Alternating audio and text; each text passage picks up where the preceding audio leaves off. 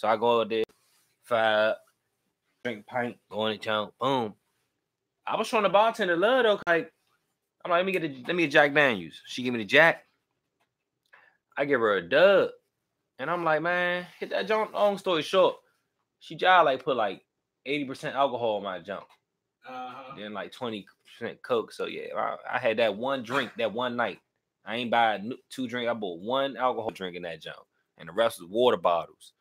But yeah, I like the jump. I don't like venues that you know, I don't know, man. I mean, you do gotta play it tight because you really gotta be making sure niggas not coming in that jump with guns and shit like that. But on a good note, yeah, I like it. It was alright. I fucks with it. I mean, I think I've been there once. It was a minute ago. That's I'm John over there in Branch Avenue. Yeah. That was right by my old Branch John. That was right by my mother house and shit. Let me click this link right quick so I can share this, John. I'm about to share it. But yeah, that's how that John go.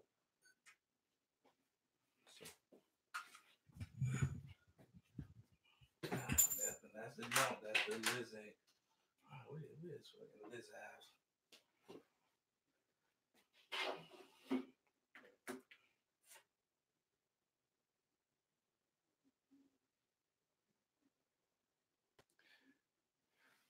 I love, man. You went straight live on the YouTube. I just posted it too. Hey, look. I told you, man, we live on this. Let me get that. Let me try. Let me get one more link. Let me get one more so I can share it. Copy link. Post it on Facebook right quick. Oh, yeah, we out here, man. Drama in the building. Man, Tempo, what's up, Mo? What's up?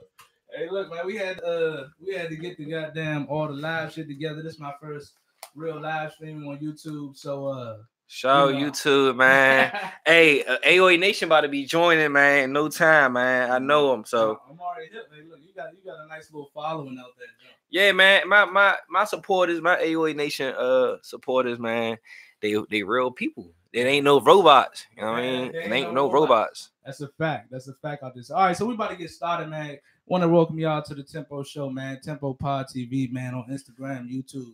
Y'all go check it out, man. We a DMV platform that's putting the podcast out here to really get some of the real information going on with some of the prominent people out here. You know what I mean? So, man, for anybody who don't know, this is DRAMASETS in. You know what I mean? Like this man is a legend, not only in the DMV area, but on some YouTube shit. Yeah. With the AOA Nation, man. AOA Nation, man. Yeah, man. I've been doing this since 2015. 2015. Yeah, 2015. It all started with my cousin. He just shot a video. Well, not shot a video, but I was just playing a game, trolling, right? Just on some real life, just cooling, trolling a little broad on the jump, and he recorded it. I didn't know you can record video games at the time. All right. Yeah, so I'm like, you know what I mean? So long story short, he recorded it, posted it. Back in the day, 20,000 views on YouTube was a lot. Man, what? Yeah, that's a fact. That's still a lot. Yeah, that was a lot. So you out here motherfucking doing that thing. Yeah, once he posted that jump, it was a wrap. You know what I mean? I hopped on the game and I had endless friends, and then he was like, make a YouTube channel. Long story short, before I even dropped my first YouTube channel video, I might have had to put this shit right. But before I even dropped my first YouTube video, I already had 1,500 subscribers. You know what I'm saying? Before any video came out, I already had 1,500 people that was like waiting on me to drop anything on the internet. That's a fact. All right. What was the first video that you ever dropped that kind of made your shit move? DC niggas be like 2016, January 3rd. Hey, look, and for everybody who don't know, like there was, when it comes to the niggas be like shit, this was one of the first joints that had started that whole track. That hashtag, you know what I'm saying? Oh yeah. Like the whole be like joint. Like I remember watching your joint, not even knowing who you was. Like your shit was on World Star and all that. Yeah. Like that shit was fucking hilarious. All that joint. That really started like the trend of all the DC niggas be like Detroit. Yeah, niggas I mean, Atlanta niggas. The proof of the pudding, like when I made DC niggas be like, I didn't have no Vine. I didn't know nothing about Vine or anybody that was on Vine doing any type of Vine shit. But when I made DC niggas be like, that was just like a a blueprint for the area and for the comedians out this area because I made it cool to be from the DMV area and be funny. I made it cool to say Kill, Mo, Slim, Boo, Boo, Boo. Because mind you, I was doing this shit before Instagram, before all this shit. So when I put DC niggas be, listen, when I drop DC niggas be like, and I'm not gonna really say too many names, but one of the comedians in the area that got a good following, this guy told me he watched the video like 50 times.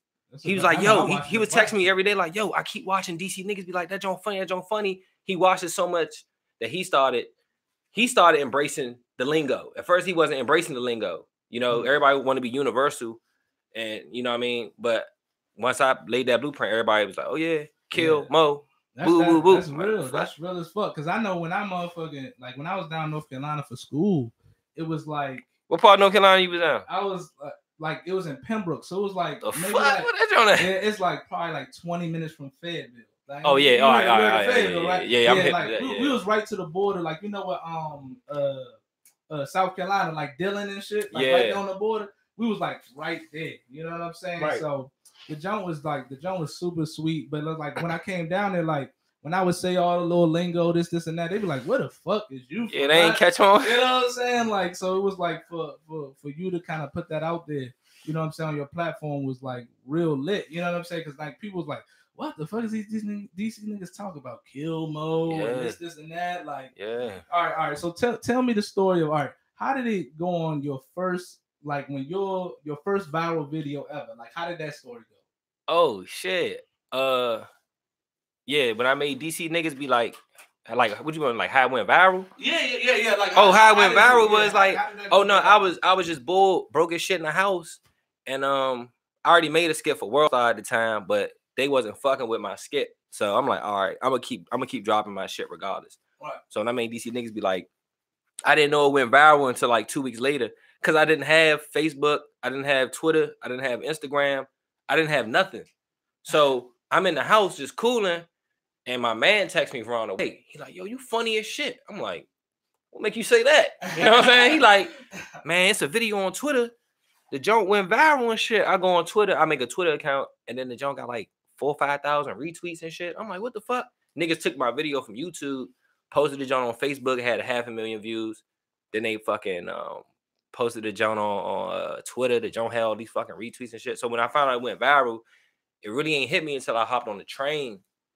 And then, you know what I'm saying, people were like, you know what I'm saying? When niggas start, yeah. And now I feel like it's getting out of hand because everywhere I go, somebody know me. But I know it's getting out of hand because one spot I don't want people to know is my barber shop. But once a nigga know where you getting your hair cut at, it's like, all right.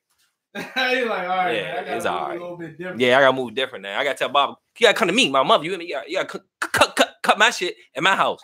But That's real. All right, so you know you got a big follow, especially with the Aoi Nation. Like, you know what I'm saying? How did Aoi even get started? Oh yeah, this how Aoi got started. I was I'm an electrician, right? Electrician and shit. So hey, yo, shout out to electricians. Yeah, man. shout out to all my hard tradesmen out here, man. Y'all know we working hard, man. Real niggas that, you know what I'm saying, getting money working. But yeah, that was just something we was to say, like when we in the hallway and it's a bunch of Spanish people, we be like, Aoi, to get each other attention.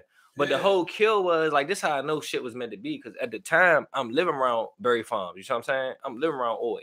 Mm-hmm. So I spelled it like that because it sounded like I was screaming Oi. So I'm like, Oi. Hey, look, for those who don't know, I don't mean to cut you off. For those who don't know, Oi was like the code signal to let everybody know you was from Berry Farms. Berry Farms in the DC area was like one of the trillest hoods in the joint. And so them niggas used to say Oi all the time. I don't know all the background, but that's basically how that shit got started. Yeah. Go ahead. Yeah, so once the neighborhood got a whiff of it, they was already stabbing it. So now when I was walking down the street, or I walk up to niggas, Fat Yee and shit, what's good? They're like, what's up, Oi? Hey, Oi. So I'm like, shit, that's the hood shit now. You know what I'm saying? So I'm like, fuck it. And then not only that, but when I moved around the farm and shit like that, you know what I mean? They was fucking with me heavy. Like before even doing comedy, they was fucking with me heavy. So I'm like, shit. That's what it is now. That is what it is. That's what it is. I gave it. I was like, yeah, shit for them. Fuck it. Hey, look. I mean, you out here really representing for DC, so that shit is like, you know, however we can get it, we love it. Real shit. You know what I'm saying? Right. Because like especially on the YouTube presence. Like we had big niggas on, you know what I'm saying? We had big niggas on Instagram, you know what I'm saying? And Vine, we had a real huge following, you know, but as far as YouTube goes, like you really got it on lock as far as like, you know, throwing it down for the area. So one of the big things that, you know, people know you from is like some of the mega stories. Yeah, the mega stories. You know what I'm saying? Yeah. So it's like, all right, tell us a little bit about the mega stories, how that got started. Mega stories got started because I was already doing Grand Theft Auto videos. You know what I mean? When you realize you start making hundreds of dollars playing the video game, I'm like, shit, this is the way to go. Well, that's the first thing that came to my mind. I was like, if I'm making, I think the first time I ever got paid off a video, I got $500, and that's all playing the video game. So, you know, coming from my neck of the woods, I'm like, shit, that's a check. So I'm like, shit, let me keep rocking with the video games. But with the mega story shit, I just watched what everybody else was doing on YouTube, and I said, all right, let me do something different.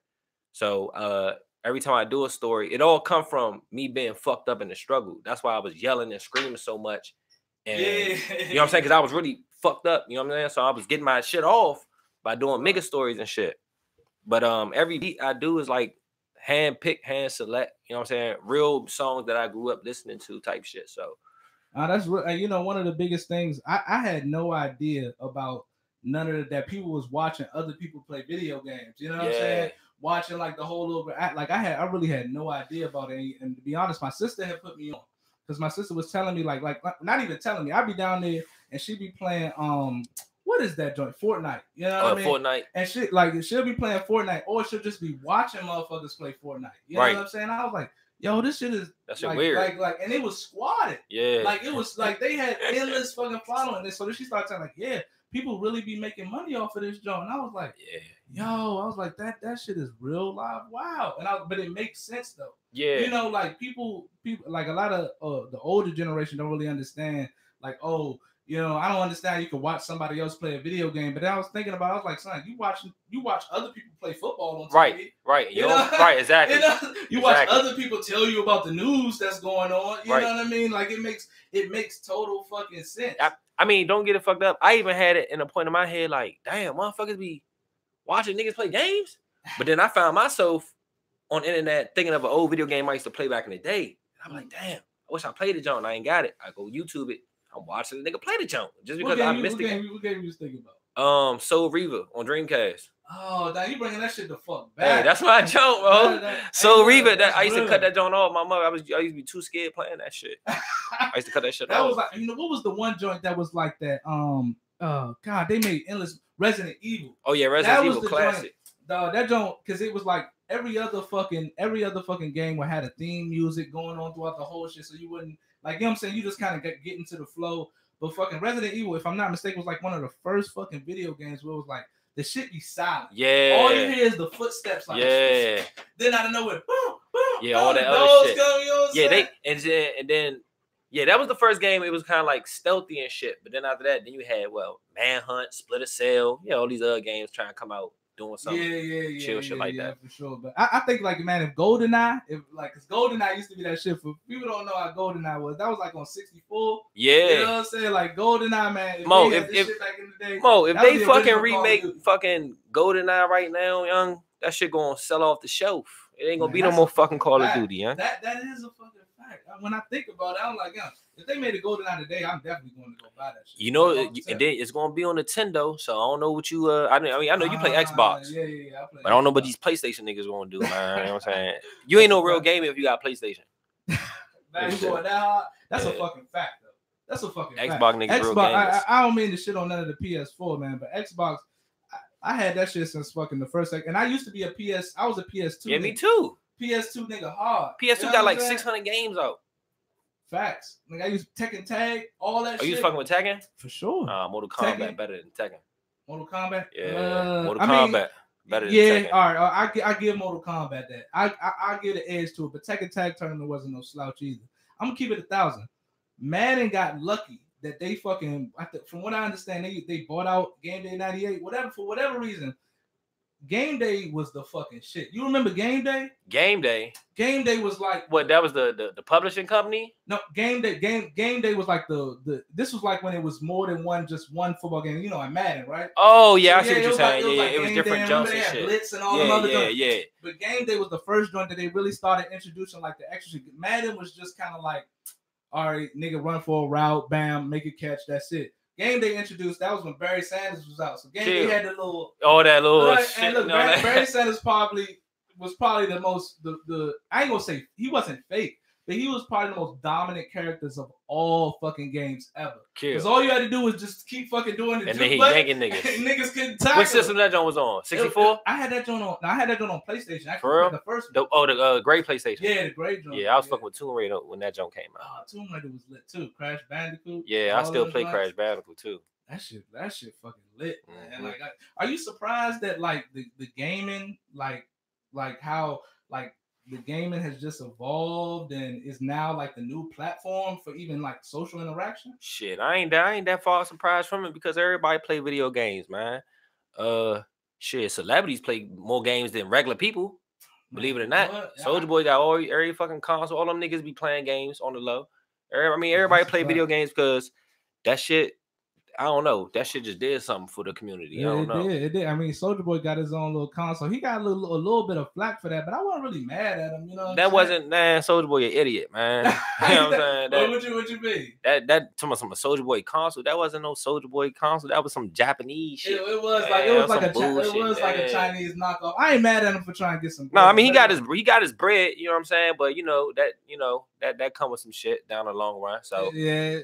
No, for a fucking fact. That's a goddamn fact. So like now you got like 40,000 plus subs on goddamn. Yeah, YouTube. I got 41,000 subscribers on YouTube. I got 12,000 followers on Facebook, 6,000 on Instagram, 2,000 on Twitter, like 800 on Twitch. Altogether combined, probably got like a 60, 70,000 fan base.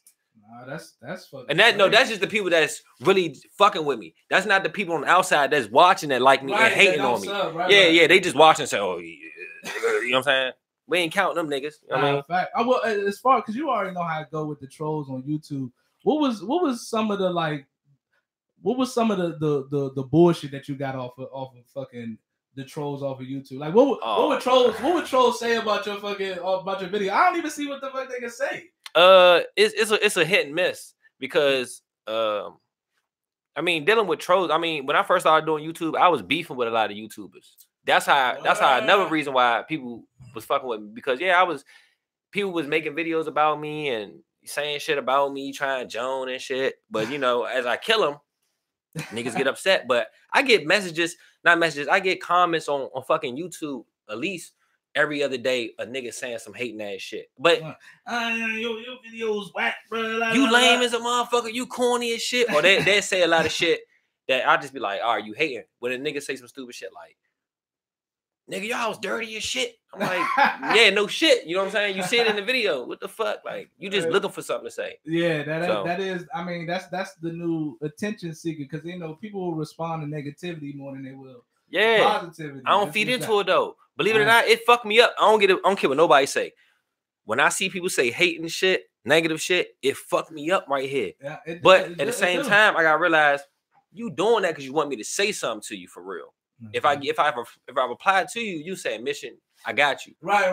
Hey, look, that's when all of a sudden they want to be cool with you. Yeah, they only want me. I was just fucking with you, cuz. Like, I'm glad you replied back though. I didn't know I was that special and shit. Like, nah. Right. So it was really just about the acknowledgement. You know what I'm saying? Like, that's all it is. Yeah, that's rough, man. That's the only thing I can say with social media because it kind of incentivizes you to do negative shit. Because it's like with positive shit, when somebody say like, hey, look, man, your shit good, man. Keep it going. Like, you appreciate that. Right. You know what I mean? But it's like, there's nothing to really respond to other than thank you. You know what I mean? But when some dude be like, oh, man, like, look, you ain't even got no haircut. Like, you shape up off or something like that. It's like, you want to be like, bitch, you don't even got no goddamn profile picture. You sneak this and hide computer. I always look at it like if you ain't got nothing positive to say, don't say it at all. Because I don't even say negative shit. When I see shit on the internet and I don't like or don't fuck with, I don't even think about commenting, I just be like, oh, no thanks, and just keep moving.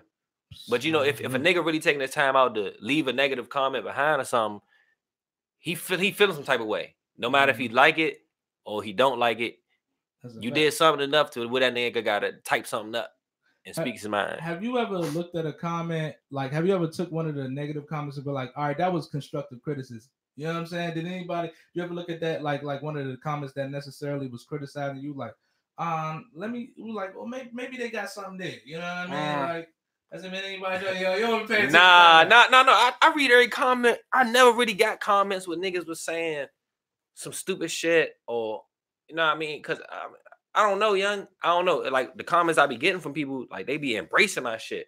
They be like, yo, keep going. Like, you got that shit. You got that shit. I never had nobody comment and say, hey, man, it's, I don't. At the end of the day, I'm only doing this for me. I'm not doing this for money. I'm not doing it to try to be cool and popular and be at every club and be on every scene and have everybody in the whole world know me. I'm doing it because I like to do the shit. When I make my shit, I make it because that shit make me laugh. You feel me? So that's real. That's how I'm winning. That's real, man. Like, I mean, that's how it's supposed to be at the end of the day. You know what I mean? It's about, like, whatever passion that you have, it's supposed to be you're doing it because it's something that you love. You know, and I think that you setting yourself up for failure if you try to pursue anything just for attention, right? Because because really it takes a lot of hard work. Like, let me let this be known. I salute a lot of y'all YouTubers.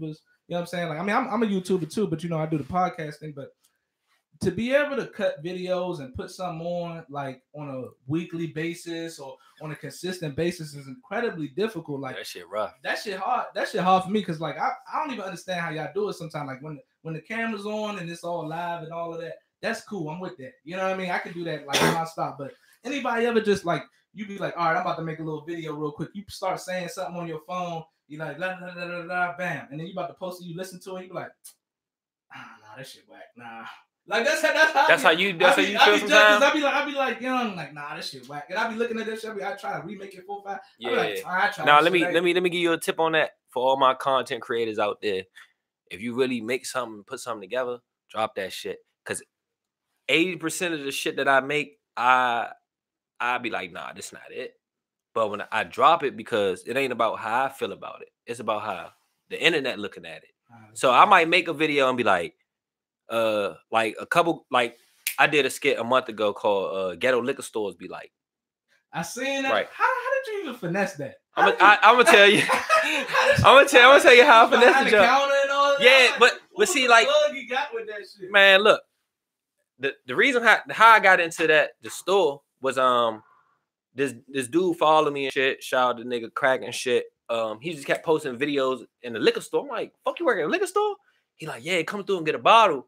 But I'm thinking business, man. I'm like, nah, I'll come through, shoot a motherfucker, skip through that motherfucking jump. That's what I want to do. He like, all right, bet.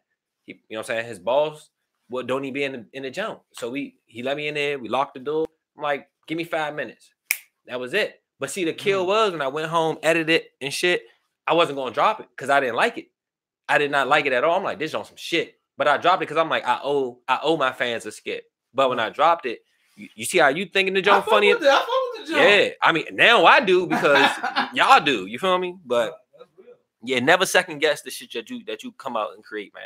Never second guess. That's real. I mean, because that I think that's one of the reasons why, you know, you and other you know, content creators become so popular is just because it's about authenticity. You know what I mean? Right. Like that. This is the new era. You don't have to have a fucking whole studio, be working at Fox 5 Hell to no. like get your moves off. You know what I mean? Like, everybody done proved that. Joe Rogan and them, like you don't need to fucking have the greatest displays. You don't need all the tools. Exactly. You just need to be authentic. And if people fuck with you, they'll, you know what I'm saying? Yeah, they'll stick. They'll fuck with you. Yeah, they'll stick. They'll ride with you. A lot of people, but see, you know, you got people you got quality, and you got quantity. And that's my differences that I see between YouTube and Instagram. Right. Because Instagram is one of those. It's instant. It is. Exactly. That's a perfect way to explain it. Like when you look at Instagram posts, like most of the time they're not worth anything. You know what I mean? Right. You'll just like you'll look at it, just scroll past. Like you see a picture, you see a video. Sometimes it may make you laugh. Like it's very rare that Instagram videos tend to make me laugh. You know what I mean? Right. But like YouTube, people can get your whole. That's why I feel like the fact that you have 40 plus subs on YouTube means more than if you had 40 plus subs on Instagram. Facts. Right? Because the people that are on your YouTube channel see the whole you. Yeah, right. They get to know who, you know what I'm saying, drama is. Right. They get to experience all your content. They feel more connected to you. Right. Rather than, you know, Instagram where it's almost like it's real clickbait. You know what I'm saying? Yeah, it's clickbait. It's so hard. It's so hard. Like even when sometimes I try to cut my videos down for Instagram, it's like I can't get the full. You can't get your shit off right in that little bit of time. Yeah, it's tough. But like this is why I feel like YouTube is going to dominate it all. Like, yeah, I mean YouTube is the new TV. Yeah, when you're on YouTube and shit, YouTube compared to social medias is different because people on YouTube, we really content creators. People on the Instagram and all that shit, they just people with phones in their hand. When you making YouTube videos, you gotta sit down. You can't just drop a video. You gotta sit down, put something on the computer, edit, chop, boom, boom, boom, and then compared to Instagram and YouTube. On YouTube, you can have different shit. On Instagram, you can't really have that much shit. You gotta even make videos. You gotta. Hey, look! Shout out to the YouTube audience, man. Just for a little bit, we got the whole AOA Nation in this motherfucking jump. AOA Nation, man, what's up, man? Y'all already know how we doing this shit, man. Y'all go ahead and start asking some questions, man. If y'all want to know something with DRAMASETS, yeah, get y'all questions in AOA Nation. Y'all know we in this bitch. He said, I need the Shanae Jenkins said need a next joint for the Weed Man skit. That shit got me geeked.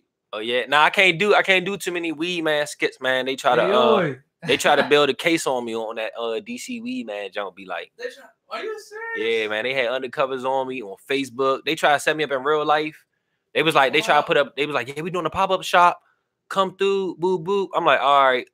I'm like, I don't smoke though. I'm like, I did that for props. Mm-hmm. But they was on some undercover investigation type shit, trying to get up on me and shit. Hey, look, anybody that's like real deep into like, let's say some of the politics of YouTube, they started seeing like not just YouTube but Facebook and all of that. Yeah, like we gotta really be careful because we're seeing that these platforms are, you know, paying attention to what's going on, and there's some censorship issues. You know what I mean? You have some censorship issues with like, it's like you can't even say jokes that you could say 10 years ago because everybody's outraged. Like, oh man, no, that Weed Man skit got me triggered. You know what I mean? Like shit.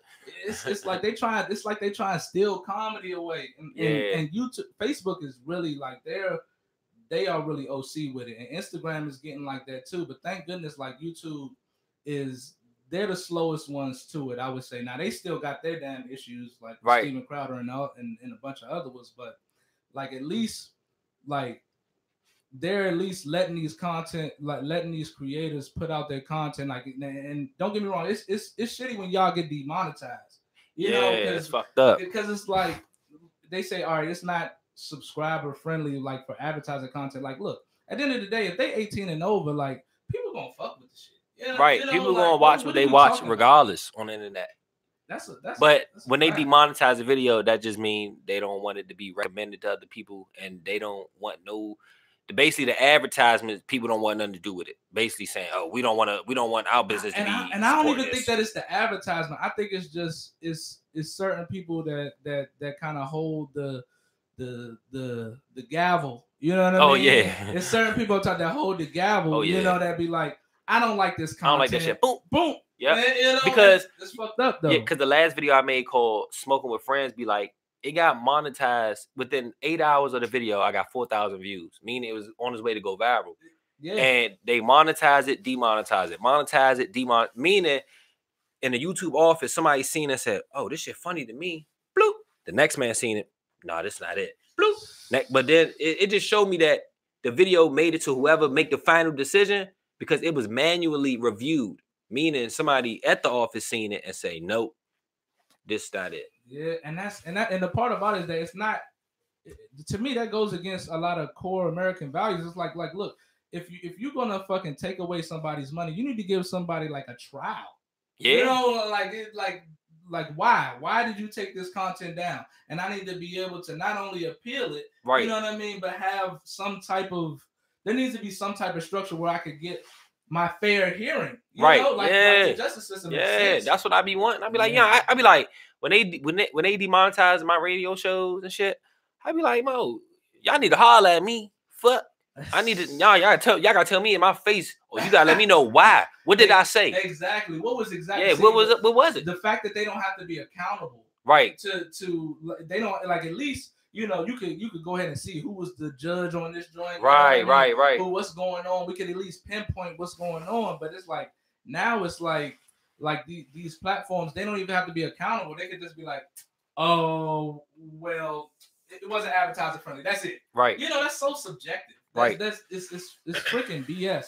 I mean, that's because they got the power with a button. That's a fact, man. And that's fucking garbage. But we're gonna say, hey, look, that radio joint's gonna be coming soon.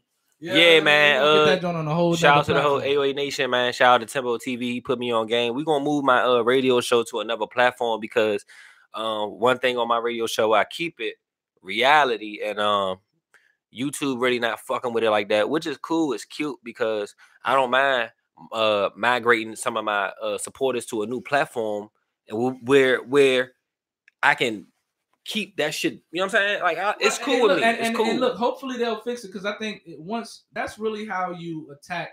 That's how you fight businesses. You know what I'm saying? When you take your business somewhere else, right? You know what I'm saying? Take your money somewhere else, then they'll be like, all right, you know what? Maybe we need to be more on this free speech platform. You know what I mean? Right. We need to start leaning. Yeah, they not too cool with the free speech shit. They talking about on YouTube, talking about taking down videos and right. And I don't care. Yeah, you heard about some. It's like they started like passing some type of new little algorithm or something like that where they're now like doing double checks on videos or something like that. Oh yeah, they do all that. I thought I read something about it. I might be wrong. But yeah, they let. Wow. Yeah, a lot of people be surprised even when I do my mega stories and shit. I don't even want to speak on that shit, but a lot of my shit ain't supposed to be monetized, or a lot of my content not supposed to.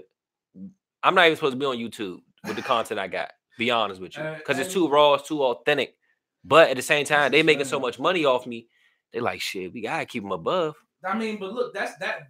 Like, I think that number one, your shit definitely should be on YouTube, just like a lot of the other platforms. Like, and the messed up part about it is like your particular segment is the most vulnerable. See, because you got like other people that I know that people tend to be that's on the left don't like these other guys. Like look, you can't stop Jordan Peterson at this point. You know what I'm saying? Like he's bust open the lane. Like he has too many followers to like really even kind of stop his little movement. You know what I mean? And they even got other people out of there. They even got Alex Jones out of there and oh yeah, they had to get his ass about it. Agree with it or don't or disagree. Where Alex Jones at?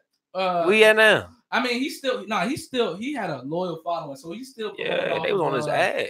That he's still doing on his he has his own website and stuff. So people that's what I need. I need my own website, man. For sure. I need my own website. I mean, people, they get to see your content on YouTube and stuff, but like once they fuck with your content, it's just like with me. Like I like a lot of people that aren't necessarily mainstream. Don't get me wrong, I like Joe Rogan.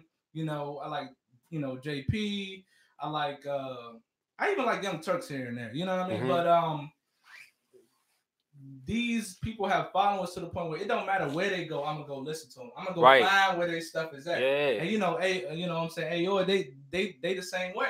Yeah. So wherever you go, they gonna rock with it too. Yeah, for sure. Let me take a little break. I want to see some of these questions. All right, so he said, nah, YouTube can't stop the YouTube bag.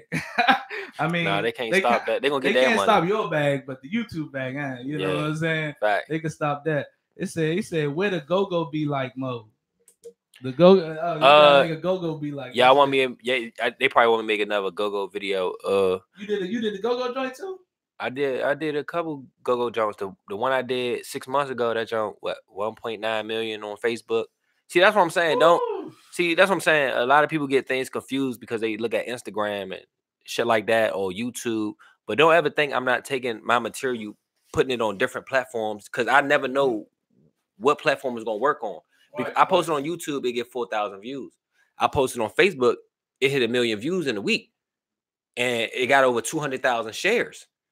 You know what I'm saying? But that just show you what type of fan base is on Facebook and what type of fan base is on YouTube. People on YouTube got that that thing up their ass. You know what I'm saying? Yeah, they too sensitive on YouTube. Facebook, they fucking with me hard because a lot of my material is made for people at the age of 24, 35.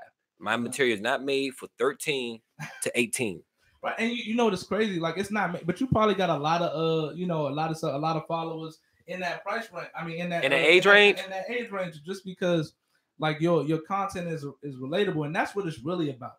That's why I'm really a big proponent of free speech, because what it's really about is if people are messing with your message, then as these platforms that claim that they're just an avenue for content, right? Like if other people don't like it and disagree with it, so the fuck what? Right. Somebody enjoys it, and you don't know, like, well, I'm offended. Well, who gives a fuck about who? Right. Like, that's my biggest thing. I don't give a fuck. Like, I don't think that you should censor motherfuckers that got the KKK shit. If they want to fucking put their whole little shit out there and have their little followers, then that's them. Yeah. You know what I mean? But you shouldn't censor people, because that, to me, that's like you gonna give all the conspiracy theories, all the ammunition. Speech, yeah. You like that? That's a control over content, and that's fucking bullshit. Right. And one thing I always did on my radio show, I never looked at none of my shit as a conspiracy. I'm just speaking truth. You know what I mean? And fucked up part about it is that conspiracy has a fucking bad connotation. Like as soon as you say, you almost feel like you got. I mean, I ain't no conspiracy theorist, but yeah, I hate that shit. The fact is that the conspiracies have been very, very true. Right, very true. They come to the forefront. If a nigga making a conspiracy, then 10 years later it comes to the forefront as truth, right? And what it was exactly. But it's like everybody wants to dismiss. I think it's like sometimes it's like the powers that be that don't want these. I think that's the whole thing about putting a negative connotation about conspiracies, because it's like you don't want people to respect that idea, right? Because it goes against the mainstream narrative, right? And that's one of my biggest things that's why I stopped watching cable, because that's like I could tell by watching, oh my god, CNN, MSNBC, like even with the Jussie Smollett shit. Yeah, I heard about that. It was so hilarious to me, because it was like I was watching MSNBC and CNN. And I could see when the shit first happened, like when they was like, "Oh, breaking news! Two MAGA motherfuckers in Chicago came and attacked, gay man Jussie Smollett and shit like that." And I was just like, "That shit sounds weird.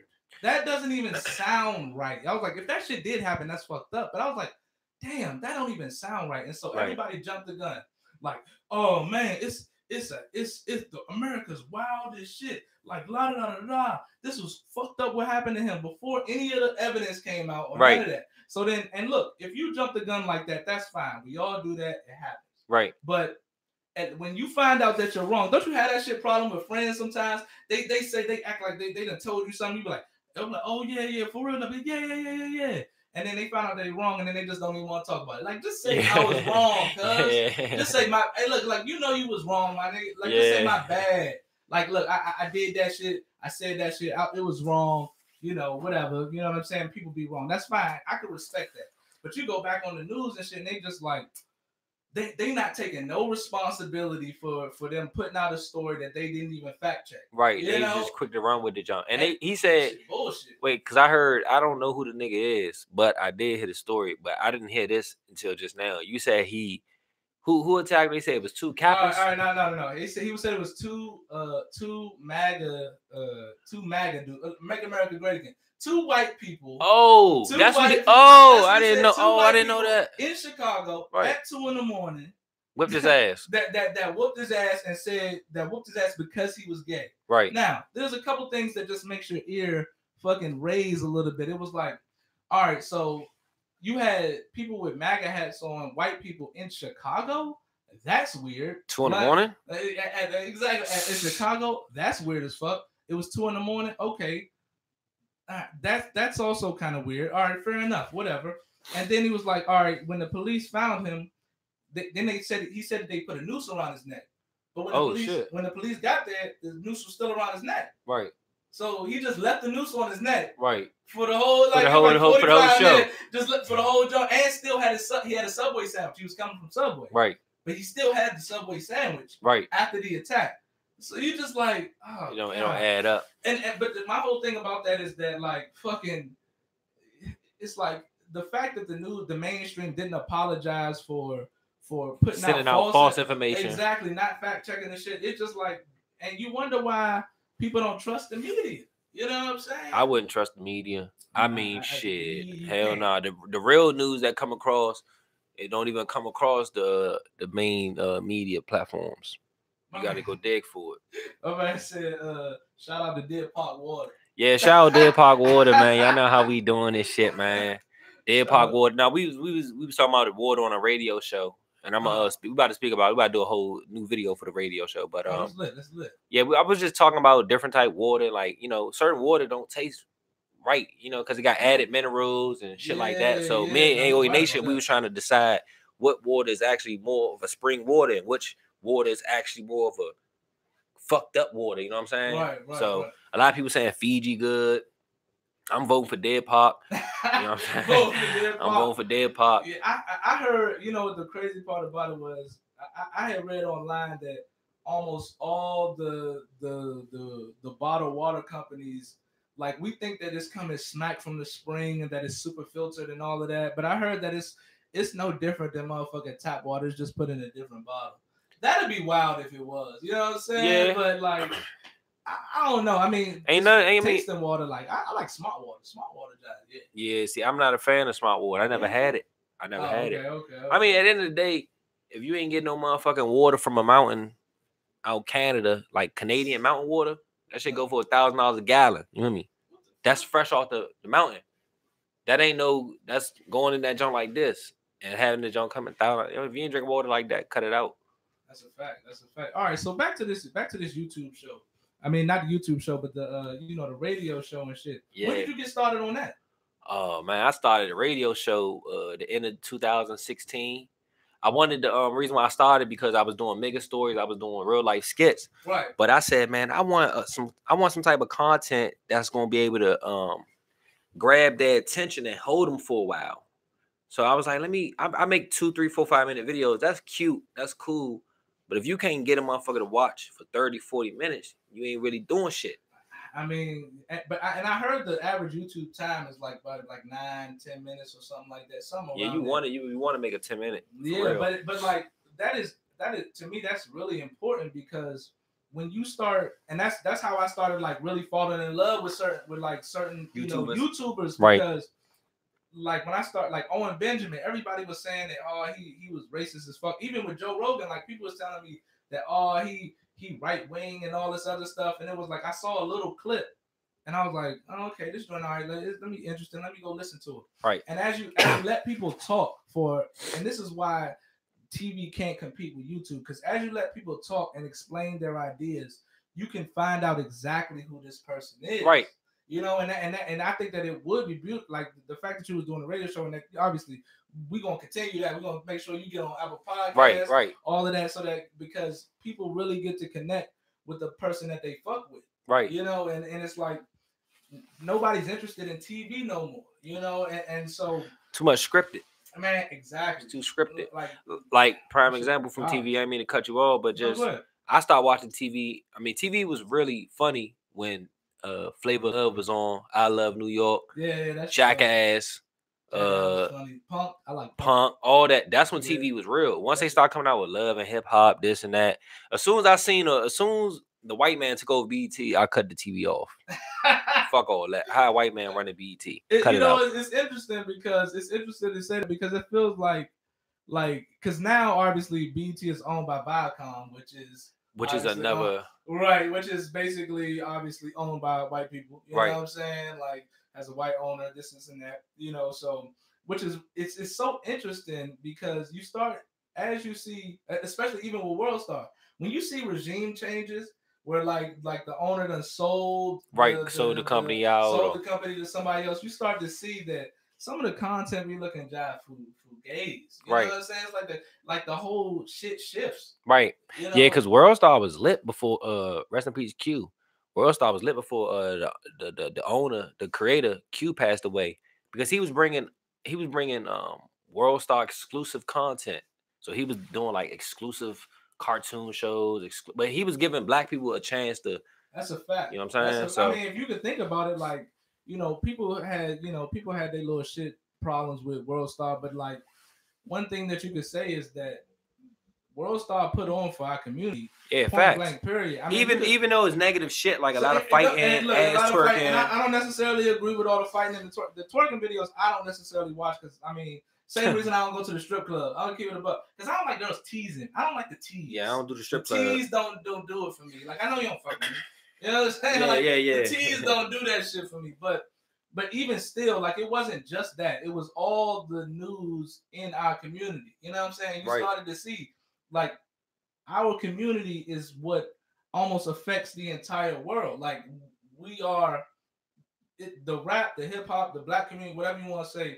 Our community creates such original and vibrant content that everybody adopts what we do. Right. Like, you seen, like, they got rap battles now in fucking China, UK, and all that shit. Like, yeah. You know what I mean? Like, I mean, because at the end of the day, our people, not only our people are the head creators, but our culture is just, we got soul in it. You know what I'm saying? We create all these dances, different hairstyles, different clothing styles, and this and that. And the other masses, they look at us and they just take it from it. They just take it from us. Whatever we do, and whatever we do, they take it from us. And hey, look, at the end of the day, it's all about, look, we gonna rise on our own. You know what I'm saying? Oh yeah, of course. Just putting out our content. This ain't the end. Like, it ain't even about that. You know what I mean? But man, you just dropped a video today. Hilarious. What video did you? So I dropped the shout out my man Israel 85. That's my that's one of my I work with him on YouTube. That's one of my main guys I work with on YouTube. I don't work with too many YouTubers because a lot of these dudes, they be on some, you know, it's enough subscribers and everything for it's everybody. It's behind the scenes to everything. Right. It's not just, right. Just it's politics. It's politics to everything. So people be picking and choosing, but me and Israel, we both dropped a GTA skit. One on his channel, one on my channel. Mine's the Cheaters edition. His is the boyfriend actually get caught cheating, or I forgot how he titled it, but yeah, we dropped it, man, because, you know, we just like to work and just keep moving things forward. You know what I mean? That's lit. That's lit. He from Kansas City, right? Yeah, he from Kansas City, man. That's lit, he been doing voiceovers for quite a while. You know what I mean? So shout out to him, and shout out to him for fucking with me, because there ain't too many people. You know what I'm saying? A lot of people get intimidated when they see me and they see my channel, because not only I got 41,000 subscribers, I got a solid fan base, AOA Nation. But when people get intimidated is the simple fact that they say, look at this nigga. When they see my skits, they say, look how dirty he is. Look how he in a fucked up house. He dirty ass t-shirt. Like, people really, I mean, people look at that and say, how the fuck this dirty ass nigga get to do it and make it like this, and my black ass in this nice ass house, and I can't even do this shit. So people get intimidated by me. But shout out to him though, young, because it take a real nigga to fuck with a real nigga. Period. That's a fact. And look, and one thing I can say is that, like, you an authentic type of dude. Like, one thing you see, and it's, I don't know whether it's like the internet, the IG, and the YouTube community is starting to turn like Hollywood type shit. But one thing that you see is that, you know, people get a certain amount of clout and in a platform, and then they switch it all up. They act like they done did it by themselves off the top. Right. They ain't never had no help. Right. Niggas hating on them. You know, and it's really quite funny. You know, because previous to that, they were the same dudes. You know. Right. That was. Hey, can I do this? Can I do that? You know. So one thing that I really respect is people who have values. You know what I'm saying? Especially men. We're gonna shout out the men, because men, they try to take the man down. They try to take the black man, but it seems like they're just trying to take men down, period. Right. And I'm not having it. Like, you got me screwed, because at the end of the day, there are genuine people out here. We got good fathers out here. You know what I'm saying? I got a daughter. You know what I'm saying? I don't know if you got kids or whatever the case may be. No, I ain't got no kids. And shout out to you. Yeah, you know what I'm saying? I'm doing this for all y'all niggas who got kids and niggas on child support. I'm gonna hold it up. We need to realize, start, you know, supporting our male, you know what I'm saying, figures and this and that. And also as males, like we gotta start living up to the archetype of the hero. You know what I'm saying? We gotta start being that. Yeah, you know, so that's what it is, man. You know, I ain't gonna keep you out here, you know what I'm saying, too long, but I appreciate you coming through, man. What's some new things you got in the works? Shit. I mean, I'm you ain't hold me hostage. You hear me? I'm yawning. I'm yawning because I was drinking last night. I was hosting that motherfucking Trap Go-Go, and you know, when you really drinking, you gotta sleep, eat, wake up again, sleep, eat, wake up again, look, and then you'll be back. I'm 30 out this bitch, and it was like I fucked around and got to drinking on Friday. And you still ain't back yet. Man, you know what I'm saying? Like I'm back now, but yesterday I came home, went to sleep around 4 o'clock. And ain't wake up till when? It was like, cause I wanted to watch the UFC joint. Cause You watch UFC? Fuck yeah. Man, I ain't watching that. That shit too lethal. I watch that shit. Niggas get the crazy as hell. Nah, niggas. I'm a whole. That's too rough for me. That's too rough for me. You got the nigga Tyrone Woodley. He lost, like, was shocked me. Tyrone Woodley lost, which was like he lost the Usman, which, you know, don't get me wrong, Usman was 14-1, but it was like I thought that Tyrone Woodley was just going to murder the dude, so that was crazy. But then it was the other, I think, welterweight bout was Ben Askren and Robbie Lawler, and that was crazy. Robbie Lawler got him off the buck. Like Ben Askren came from he was a serious wrestler, like national champ, Olympic wrestler. Oh yeah. He went over there to China because UFC wasn't fucking with him. He was beefing with Dana White, whatever. They get brought that him money overseas. Yeah, they brought him over here. Like, and Robbie Lawler, he was a former champ. Like, this dude got hands out the. He just like he looked like a UFC fighter, right. Bald head nigga. Yeah, like he hitting the nigga hard. So all like it happened in the first round, just real quick. Nigga came through. He started, you know what I'm saying, throwing these joints at him. Yeah. Robbie Lawler was trying to take him down. He was a good sprawl. Bam, caught him with like a freaking body slam jump. Body slam. Ben asked him off the buck. Got on top of him. Bing, bing, bing. Thank God they didn't stop it. I thought that was it. This nigga got back up after. That's how tough these dudes is. Right. He was on top of him, smashing him. He ended up getting back up and getting that man in a bulldog choke. Bam, that was it. Tapped him out. Damn. Crazy. Dude from my college and shit. He's a Derek Brunson, man. He's a UFC fighter now. Oh yeah. Too. Yeah, he been doing this thing. I think he ranked number 8 in the world type shit. Check out you watch Street Beefs? Yeah. You watch that shit. Street. Shout out VA, man. Shout out Street Beefs, man. I fuck with that shit. That shit sound like it came from remember when Kimbo? Yep. You know it. Okay, yeah. Kimbo was out there crushing niggas back in the day. Kimbo was crushing niggas, and I know. That's why you seen that. That's what got me into UFC, because that's when you seen that shit. Obviously, I love wrestling off the buck, and so I was like, I already kind of was interested. But when Kimbo Slice, like, he was murdering. Yeah, Kimbo Slice was crushing niggas on the internet. He came through. But once he went to like UFC, and he started losing after that. Yeah, because he was more of a street fighter. I mean, he was more. You start to see that, like, man. It's so interesting. Rest in peace, Kimbo Slice. Yeah, rest in peace, man. Because he was real live. He was just an animal. I heard they say he was a real good dude too. Yeah, they say he was real good. Dude. He was only like in his 30s. I think like 36 or something when he passed away. Crazy, man. That should be scaring me every time my motherfucking heart hurt or something. Yeah, like that. Nah, because you be surprised. He definitely was out that joint, rocking niggas out that joint, young. Kill. But yeah, UFC, they are popping right now. You got. I just don't watch it because it's too much for my eyes. I hate to see a nigga get fucked up like that. Oh, yeah. That's why I don't watch it. If I see a nigga get boom and shit start leaking, I'm out of there. Yeah, see, some of the shit is crazy. Yeah, WWE was cool because that's fake. You know what I'm saying? I was watching the shit out of that shit. Yeah, that's true. That's my motherfucking shit right there. Yeah. Speaking of WWE, they trying to get Brock Lesnar to come back. What? Man, leave that nigga alone, dog. Brock Lesnar, bruh. Remember, he left WWE. He went to UFC. Yeah, he played football. To come back to UFC. He did too much. Yeah, he got enough money. Plus, he had to stop taking the steroids now. Yeah, I heard he's on the roids. Oh, good God! When he first came to WWE, he was like that though. He's like, even like it's the fucked up part about steroids is that some of the niggas was just animals regardless. Right. You know what I'm saying? Right. And then they start taking the joints. Now they fucking crazy. And when they say steroids, what that mean? Like that's just a pill or like a shot? Like the old joints was like the shot, but now they got like HGH, where like some of the shit is like a little cream that you can just kind of rub on your legs. And the joint will bulk it up. The fuck? Oh no, I ain't doing that like that. That's illegal though, right?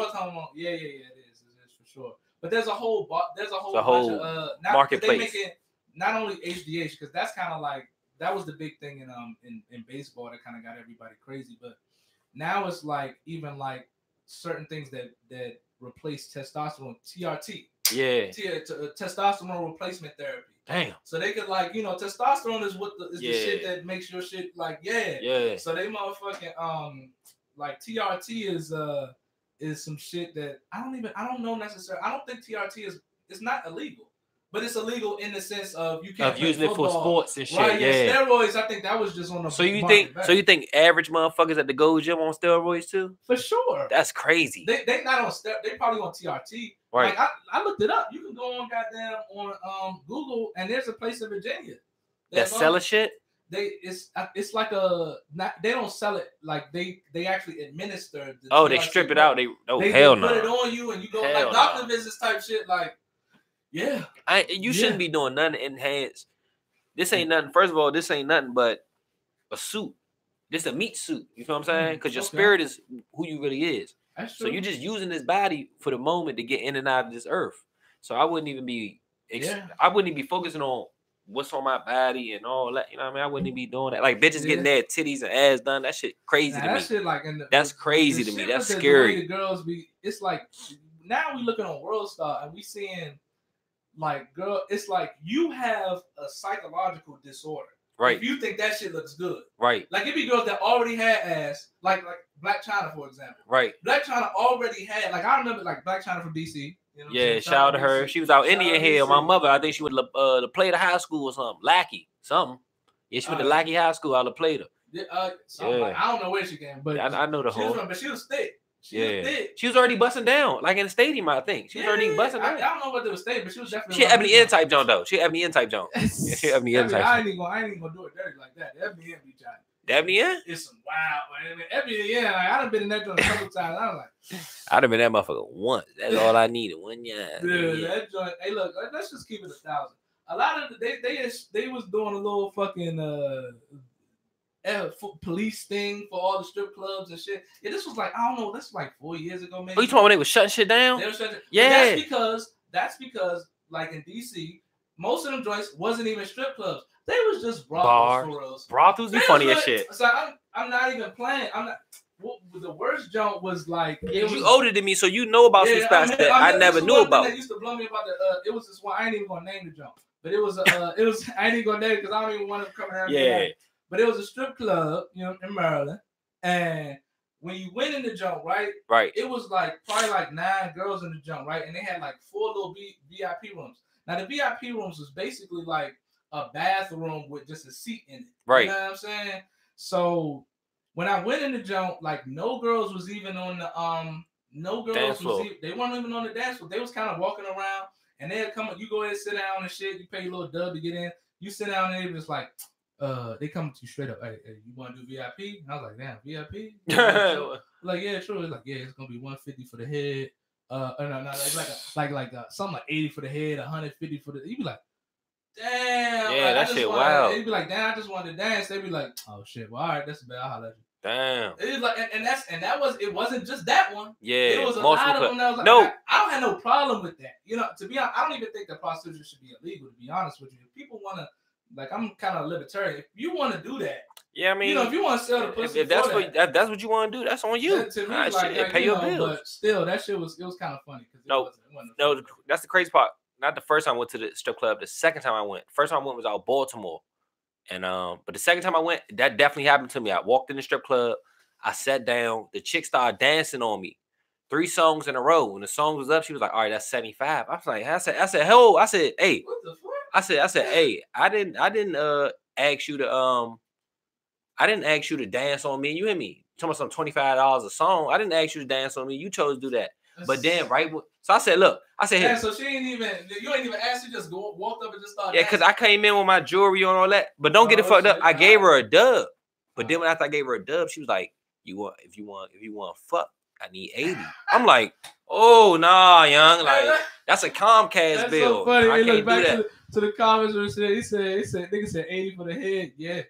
80 for the head. That's what they said. That's what a couple of them said. Like, that's AOA Nation in there. How many people we got in there? Got like 15, man. 15? That's light, man. They coming in and out. It's because it's Sunday. Yeah, man. We probably gotta do this once a month type shit, man. We're gonna have to start going live on the podcast once a month, man, on Tempopodtv. Man, for sure. We gotta make this a What's his name? Ty Fly, Guy Fly said asking about Remy. Oh, Remy. Oh, what's going on with the Remy? Yeah, what's up with Remy? Oh no, nah, when he say Remy, he talking about my cousin Remy. He used to do the Grand Theft Auto videos too. He got 200,000 subscribers on his channel. He don't do gaming videos. He about to bring it back, but currently not right now. But y'all know he making music videos, man. So so what, he rapping now? Nah, he responsible for Rico Nasty, Cutiful, Big Don Bino. He the cameraman behind all the millions of views. That's what he doing now. He took what he had off he took his editing skills from the gaming and put it on the camera and ran with it. No, that's what I was trying to like explain to my mans and them, because I'm like, look, if you don't have to do the same shit that everybody do. If you want to build your own platform, you don't have to be a rapper. You don't have to be none of that. Like, you can real life learn how to work the camera. Like, niggas don't understand how valuable behind the scenes people are. Hey, like, they make the most money. Like gold. You gold out here. Yeah. It's just like go-go bands and shit. Like, I used to be in a bunch of bands, and when I was trying to be on mic and shit, I used to rap back in the day. And that was hard to kind of get with certain bands because they already clicked up that's their mans and shit. Right. But when I started playing the bass, it was like everybody was like, "Oh yeah, we need a bass player." Like, and even when I tried to start my own band, it was like, son, it's so hard to find like keyboarders and all of that. And I just say that to say, like, behind the scene people, like, if y'all actually learn how to do, things with the editing, cameras, things of that nature, that is a money maker in itself. Right, of course. That, like, you are so valuable, especially if you think about it, to an industry where obviously everybody can't be drama sets in. You know what I'm saying? Everybody ain't supposed to be that. You know what I'm saying? Everybody ain't supposed to be the person that's like right up front on the camera. You know what I'm saying? But that doesn't mean you can't contribute to the shit. And you be almost way more valuable, especially at this level of the game, to be a person that knows how to post content, knows how to cut content, edit content, things of that nature, check out, do audio and things of that nature. So, that's just something to look out for. Yeah. That shit hard for me to find motherfuckers. Yeah, I mean, it's crazy because everybody want to be that person. Everybody want to be in the spotlight. Everybody want to be that on the. In reality, if you really just play the behind the scenes, you'll win. You know what I mean? So that's a fact. Hold on, I don't mean this. All right. So what he say? Cuz said, finish the story about the second strip club. Oh, about the second strip? No, I mean, that's just what it was, man. You know what I'm saying? If you asking, did I give her $80 or did I have sex with her? The answer is no. I gave her $20 because she gave me 3 dances, and that was it. I didn't fuck the stripper. No, I did not do that. That's probably what he wanted to know. He really wanted to know if I hit her, and I didn't do that. I wouldn't pay a chick $80 to do that. For all that, we might as well just go out to eat and go get a room, and then there's your $80 spent. Well, right there. That part really is so fascinating to me, because I never understood why especially like in Atlanta, I never understood why dudes would go to the strip club and drop 10 bands. Well, you could probably get a girl 2 bands and go hit the joint. Right. Like, you know what I'm saying? You could just be like, look, you see I'm this dude, I'm this, and that. Or not even like, if you just got bread, be like, hey, I'm going to just holler at you when you get off work. I got 2 bands for you. Right. Instead of dropping 10, I'm like, what is the purpose? But see, a nigga who coming out like that, who really try and buy a chick or whatever like that, you really ain't got no game. You really a cornball for real. Because if I had $2,000 in my pocket and I want to get up on shorty, all you gotta do is be like this. Let's go out to eat. That's it. That's all it is. You take a chick out to eat, you put on a full stomach, you show a good time, show you a good man. Shit, give you some ass. That's a fact. But if you just want the ass right out the way, do what I do. Because a lot of chicks that I meet, I just want to smash them. So I tell them. And I tell them. Within the first hour, I tell them. I let them know, like, look, I don't mean no disrespect, but I just want to let you know I'm really sexually attracted to you. And I don't think this is, you know what I'm saying? I'm just looking for. I told that to one chick one time, right? She was like 25. Like, yeah. I said, let me try. I said, let me be honest for one time. I told this chick, right? I said, I just want to have sex with you. She like 25, 26. She said, oh, I don't get down like that. Thanks for telling me, though, because you ain't wasting our time. I'm like, all right, whatever. Boom. 3 weeks later, I never heard from her. 3 weeks after that, bitch text me like 1 o'clock in the morning. What you doing? My mother, I pulled up. I pulled up. You hear me? I'm in the car like this. clapping that joke, my mother. No, but that is fact. I mean, I think it's because, you know, I think women now are just so tired of being lied to, you know, that I mean, same thing. I think the same thing with like fans and people watching videos. We get so tired of the fucking bullshit and the lies, right? That we motherfucking respect a person that's just open and honest off the top, right? You know, just like you don't gotta fake for me like that. I think that's what killed Vine. I really think that's what killed Vine, because it's like when Vine first started, it was just authentic. Like nobody was really getting no bread. Everybody was just making their little 6-second videos. Right. Like shout out David Banner. He used to own that. Shout out Banner. Yeah. Shout out. Shout out Banner. McKenton used to kill Loso, that shit too. McKenton. J. Cole, she got it. J. Cole. She was killing the game. Stickum. Even Meech was not killing it. Waffle Jarvis. Meech on that joint. Waffle. Damn, I don't even remember. Damn, Waffle. Yeah, that's right. Waffle. Yeah. Stickum was on the jump. He used to. Yeah, he was a Vine king too. But it was like what happened was, it was like all of a sudden the Viners started getting paid from the whoever the fuck, and now they started to just put on content. They be like, hey, you know, for real, Skechers is the shit. And you be like, what the fuck type shit? You know what I'm saying? You've been scrolling down watching this nigga the whole time. It's a quick flip. Like, what you be like, son, I know you don't believe that. Like, so now you trying to play games with me. Right. And that's the realest thing about it. Like, that's one of the reasons why I don't really bring people on the show that I'm not interested in.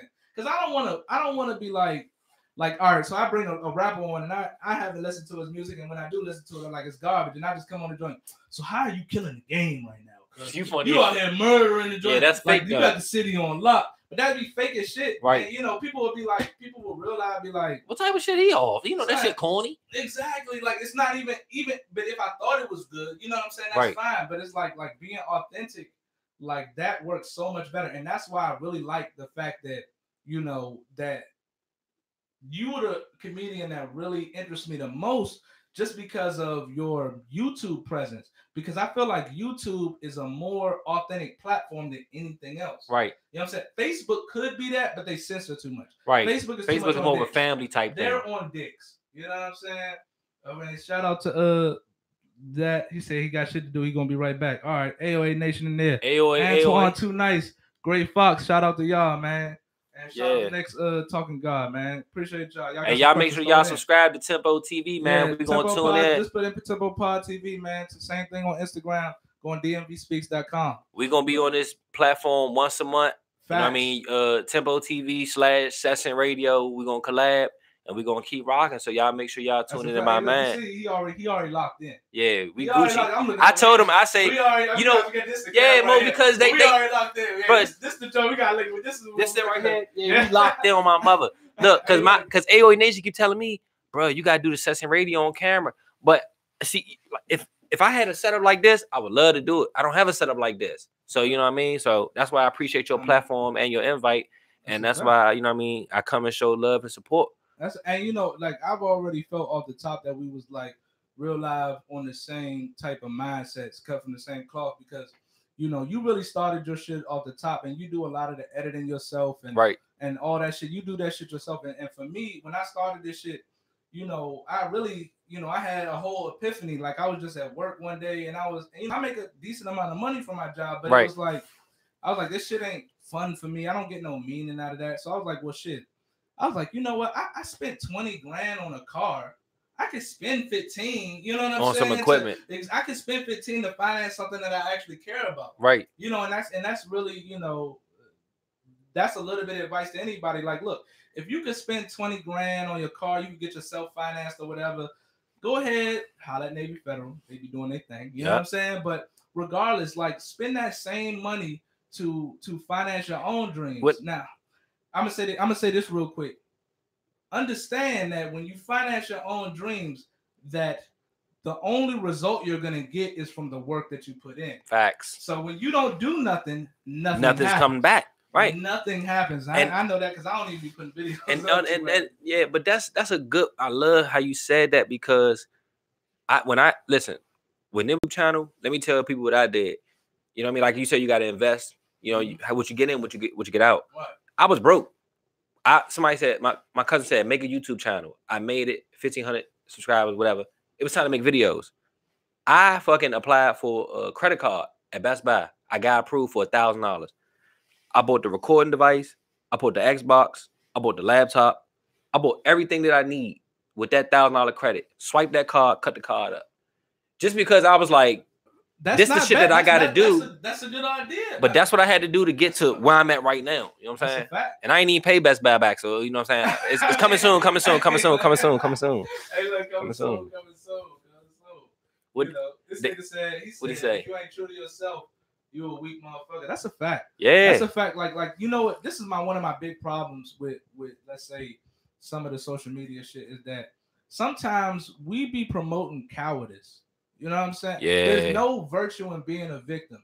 There's no virtue in somebody complaining about, like, that's one of my big problems that I have. I'm not saying that everybody that says this is, you know, acting like a victim or a coward, but I don't like this shit when they be like, man, people don't even support the DMV and this and that. And while it may be true, to me, it takes responsibility off of if you want yourself heard, it's your job to put yourself out there. You know what I'm saying? It's your job to make people see. What do people owe you? Right. You know, and that's my biggest thing. Like that's, like I said, what kind of got me off the fucking, we ain't even gonna talk politics, but like really what got me off the liberal train is that like they focus so much on rights. They have a right. Everybody got, and then they started wilding out with some of these rights for some big wild shit. But it's like nobody ever talks about the responsibility you have to yourself. You know what I'm saying? Yeah. And that's the biggest thing for me. Like that's when I knew I wanted to do this, because I knew I wasn't going at it for the clout or none of the bread. I knew I wanted to go out here because I like talking to people that I'm interested in. Right. You know, that's big. Nah, that's true. You know what I mean? You gotta know yourself before you know anything. You know what I mean? You can go out here and do anything you want, but if you don't know who you truly is, then you wasting your time. And if you think you on this earth and you just gonna work until you die, you's a fool. You better find out what you love to do and you better do it. Don't matter if it's getting paid or not. You only need, all you gotta do is focus on being happy. That's a fact. That's it. And you know what? I think people confuse it. People think that being happy is gonna come from just getting money and rich. Yeah, getting money. That's not. It comes from responsibility and doing work, right? And then seeing the fruits from that, right? You know, like one of the biggest times where I'm the most happy is when, like, I set it up. I set up a good interview that I wanted to do. I have a good conversation in, and I post it. You know, that right there. Hey, that's what makes me feel. No, that's real. Every time I upload a video, that's when I feel good. I don't feel good again until I drop a new one. Right. That's how you know you're doing something. Yeah. You really fuck with. Right. That's a fucking fact. Nah, that's true. I'm telling you. But like, and you know, I ain't gonna leave this out without talking about some of the bullshit. Like, look, one of the problems, I wouldn't just say in our community, but just regardless, is that you have people that want something for nothing, you know, and they want to get on, or they want some type of clout or anything. Like I've had friends where, like, I've always been like kind of an independent dude. Like, you know what I'm saying? As soon as I got out of college, you know what I'm saying, got a job, right? Got my place, whatever. Right. You know, got a car. Bossed you know what up. I mean? I ain't even gonna say, but I just was maintaining myself. Right. You know? And so what happens is, as you get older, and for anybody who's like, let's say 21, 22, you're gonna have friends that which you're gonna be able to tell right now whether they're gonna be something or not based on the work that they're putting in right now. And what happens is, as you get older, when you get like Mike, like when you get like 30, you know, and it starts to really, what you do in life starts to really reflect. It'll show. You're gonna start seeing like people going, like, the work that they didn't put in. Now, don't get me wrong, some people have a fucked up, you know, way, and that happens. But it's like the work that they put in is bullshit, and then they see that you are putting in work, right? And they will automatically resent you for it. Right. You know, and I'm not even saying that to be like a type of nigga that's always like, oh, niggas hating on me. It's not about that. It's like the Cain and Abel story that's so fucking true, that it's like motherfucking Cain ended up killing Abel just because Abel didn't do nothing wrong to him. You know, but Abel was getting the fruits of his labor. Right. You know, Abel was sacrificing everything and getting the fruits of that. And then you got Cain, who was mad that his bullshit sacrifices, that he wasn't even sacrificing shit, and he didn't get what Abel was getting, so he killed him. Don't we see that? That story is so true that we could play it out in endless situations. Right, and they'll be the truth. It's true. It's no excuse. It's no excuse. No matter. I see them comment. We gonna get up on y'all. Hold on. Let me say this first. It's no excuse for any situation. I don't give a fuck what situation you in. You can't make no excuse about it. You gotta get about that situation. It's up to you to make that. You can't sit down, pout, and say, I'm homeless, man. I can't believe it. Okay, what you gonna do? You gotta go get a job, you gotta go get your money, you gotta go to a crib. So I don't care about what nobody going through. I don't give a fuck about what you going through. If you don't want to make it happen, you ain't gonna make it happen. Period. That's so true. And you know, even when like this is another thing that I find out, because I done had endless people that they came from fucked up situations.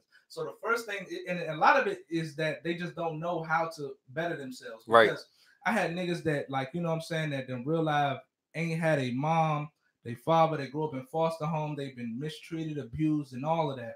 And so what those type of people tend to do, especially if they're good people at heart, is as soon as they get something, they want to like, they get a little check, they get a little bit of bread, and they see somebody else struggling. And they be like, yeah, man, I got you, man. Here 20, here this and that. And they start giving out, like, how many people that deal with that? You start giving out money when you don't even have it.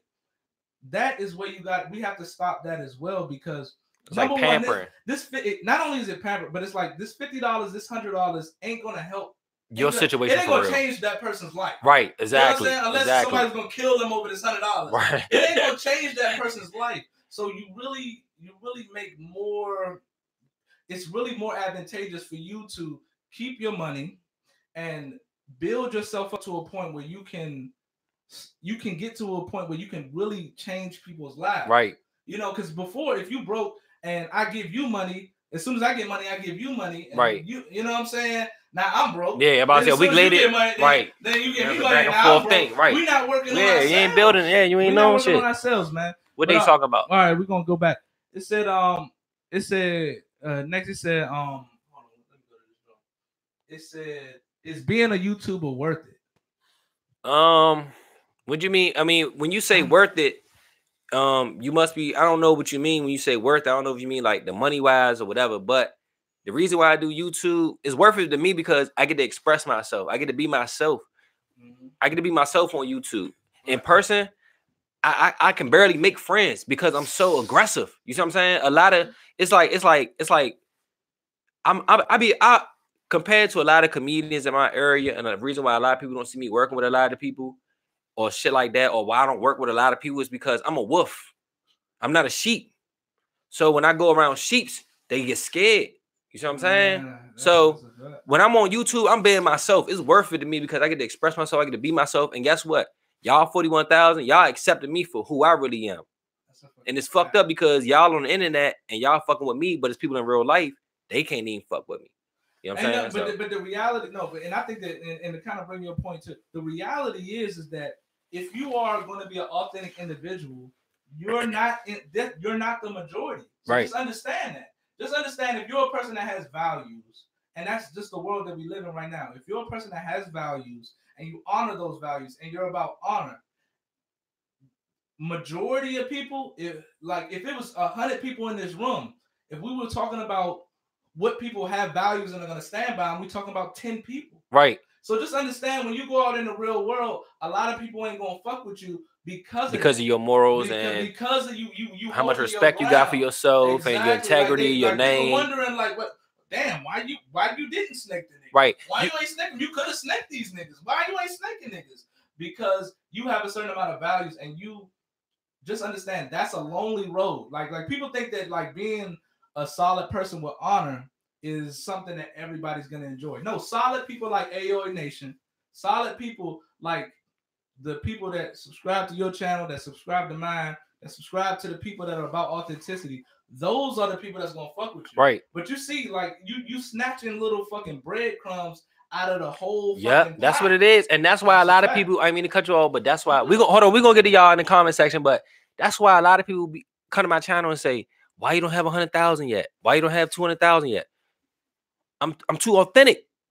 You know what I'm saying? It's only authentic people gonna fuck with me, and it ain't too many of us left. So, but y'all, especially like, and I put you kind of in the comedian realm when it comes to that, is that because y'all are the people that really save humanity. They say like in a whether a kingdom is a tyranny if the king kills the jester, right? Right. So the jester is the one that's the only dude that's around to say the truth. Right. You know, because he could be funny. Right. But the fact that he's putting in comedy, he's telling the truth. Right. But it's comedy. Right. But it's like if the king kills the jester, then you know you're in a tyranny. You know what I'm saying? What you mean? What you mean by that? All right, so in a tyranny. All right, so let's say, for example, you know that you have a benevolent king. You have a good king. Right. If he allows himself to be criticized. Right. And he allows himself to He wouldn't be king as much. Well, he's a good king. Right. There's different types of kings. Right. Like everybody, like all kings aren't evil. You know what I'm saying? And all kings aren't good either. But like, you know whether a king is good or evil, whether if he can't even be criticized, and it's just like it plays back to your friends. Like if you can't tell me a joke, right? If you can't joke and you be like, "Hey yo, Tempo man, you short as fuck, bro." If I'm sitting there, "Hey, you's a bitch," yeah, that means there's something wrong with me, right? And if I have power, that's something wrong, right? You know what I mean? Like right. I'll inflict that on everybody.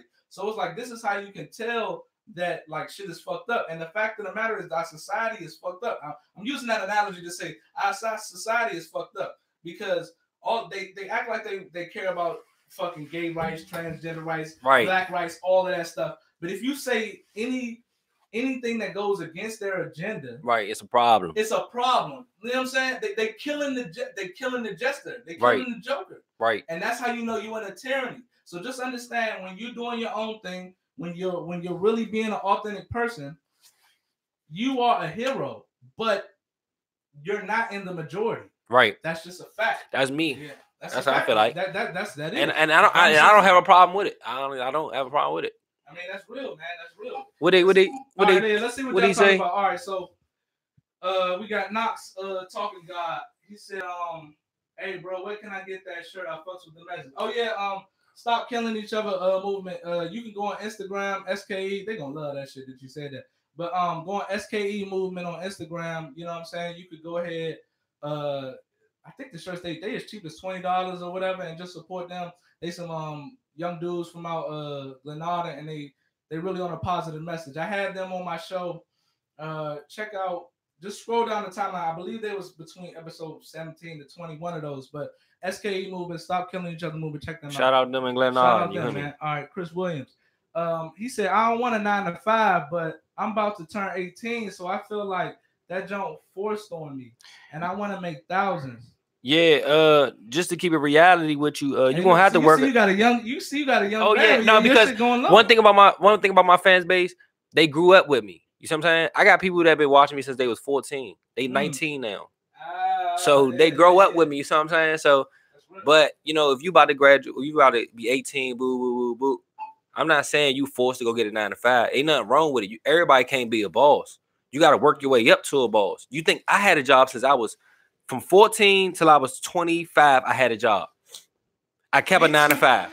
Hey, it's so funny. We the same. 14, I was at McDonald's. Yeah, 14, I was busting tables and all that. So don't ever get it confused saying, "Oh, a 9 to 5." If you get your 9 to 5, that's a start because you want to take that money and put that money towards your way to make your 1,000. So go work that 9 to 5. You only 18. Mom's letting you stay there rent free. Take advantage. Hopefully. Hopefully, please. My mother was on my ass. Look, my people's was on my ass as well. But like, look, at the end of the day, regardless of the situation, like, you know, I'm hip that you want to make thousands, and that's a good thing because we need to start. I'm not saying nothing bullshit about no fucking toxic masculinity. Men should take their place in the world and achieve as much as they could possibly achieve. Facts. So I'm with all of that. Now, what you also have to understand is the concept of what's going on today. So, unless you hit the lottery, right? Unless you hit the which lottery, is slim to none, or you come up, or somebody just drops a bag down on the bus or something, you come off. Like you're gonna have to like build yourself up so that you don't have to work. And that's what I'm doing now. I work for a company that, you know, pays me very well, but at the end of the day, that's not what I want to do. And well, it's okay, but what I want to do is I want to do this. Right. I want to talk to drama. I want to like have these conversations and be able to build that content. So in order to make you do that, I got to be able to pay the bills and hold roof over my head. Right. And just because you 18 or whatever, you heard what you just said. This man been working. I'm still working. that don't mean you're gonna be successful at a business owner at age of 8. You might have to grind so much until you 35. When you 35, that's when you're gonna start seeing money and everything. I'm like, damn, it finally paid off. You see a lot of the quicker it come. A lot of people getting on later. Yeah, I mean, but that's okay. I mean, everybody's success story got a time lapse with it. Because the quicker it come, the quicker it go. You know what I mean? The longer the grind, the better the reward. So that's a fact. That's a fact. All right, we're gonna give it to the next one. It said, that's what got me nicked, but I dropped heavy bag on them investment. I would say invest in yourself first and then the other. Yeah. Facts. Yeah, absolutely. Facts. Absolutely. Like, look, at the end of the day, you know, people, you gotta have a car to get around, kinda, but you at the end of you really don't. Like, look, it's all about what's the most important to you, you know. And when I was younger, I didn't figure this out till I got older. And you know, I would probably be ahead of where I'm at now. But look, it is what it is. I'm not like mad about it, but the things that you should be first investing in are the things that you're passionate about, you know, and that means so much. It means so much. People wonder why they get their car repoed and shit like that, because they don't really give a fuck about having a car for real. You know what I'm saying? They just want to have the car to facilitate what it is that they're really trying to do. Right. And that's when you kind of have to understand where your values is at too, because that my values was fucked up back in the day. Like what I wanted to do was like fucking. I wanted to just fuck bitches. You know what I'm saying? that was really my that shit. was my MO too before I did YouTube. Like, when I was in college, like that was, I was just trying to get the numbers up. That's all it was. Cause I remember them days. It was, but it's you know, it came from my insecurity. It came from my insecurity of feeling like I wasn't good enough. So it was like I felt like if I got my numbers up, because I used to, when I grew up, like I had endless niggas. Like I was always the littlest nigga in that joint. You know what I mean? And even though like basically all the niggas that I grew up with either not on my level or bum ass niggas right now. I'm not yeah, we ain't being direct. We just good example though. That's reality. That's reality though. That is reality because I was more responsible and I ain't just fucking do drugs and was worried about like bitches over fucking money. But like that was what I was really doing. Like I was focused on just putting my numbers up. And once I started getting a good job, like I turned like 24, 25 and I had a good job, and it was like I had everything I wanted. Like I had my own crib and I still wasn't happy. I wasn't known nowhere, but I had a different jump at the crib. Every day I'm throwing parties. As soon as I throw a party, everybody in that jump. We squatted. Everybody know about W Street. Shit was lit. You know what I'm saying? Shout out Chopper City. But you know, it wasn't making me happy, you know, and so that's why you really have to be really really secure with yourself to understand what your real goals are.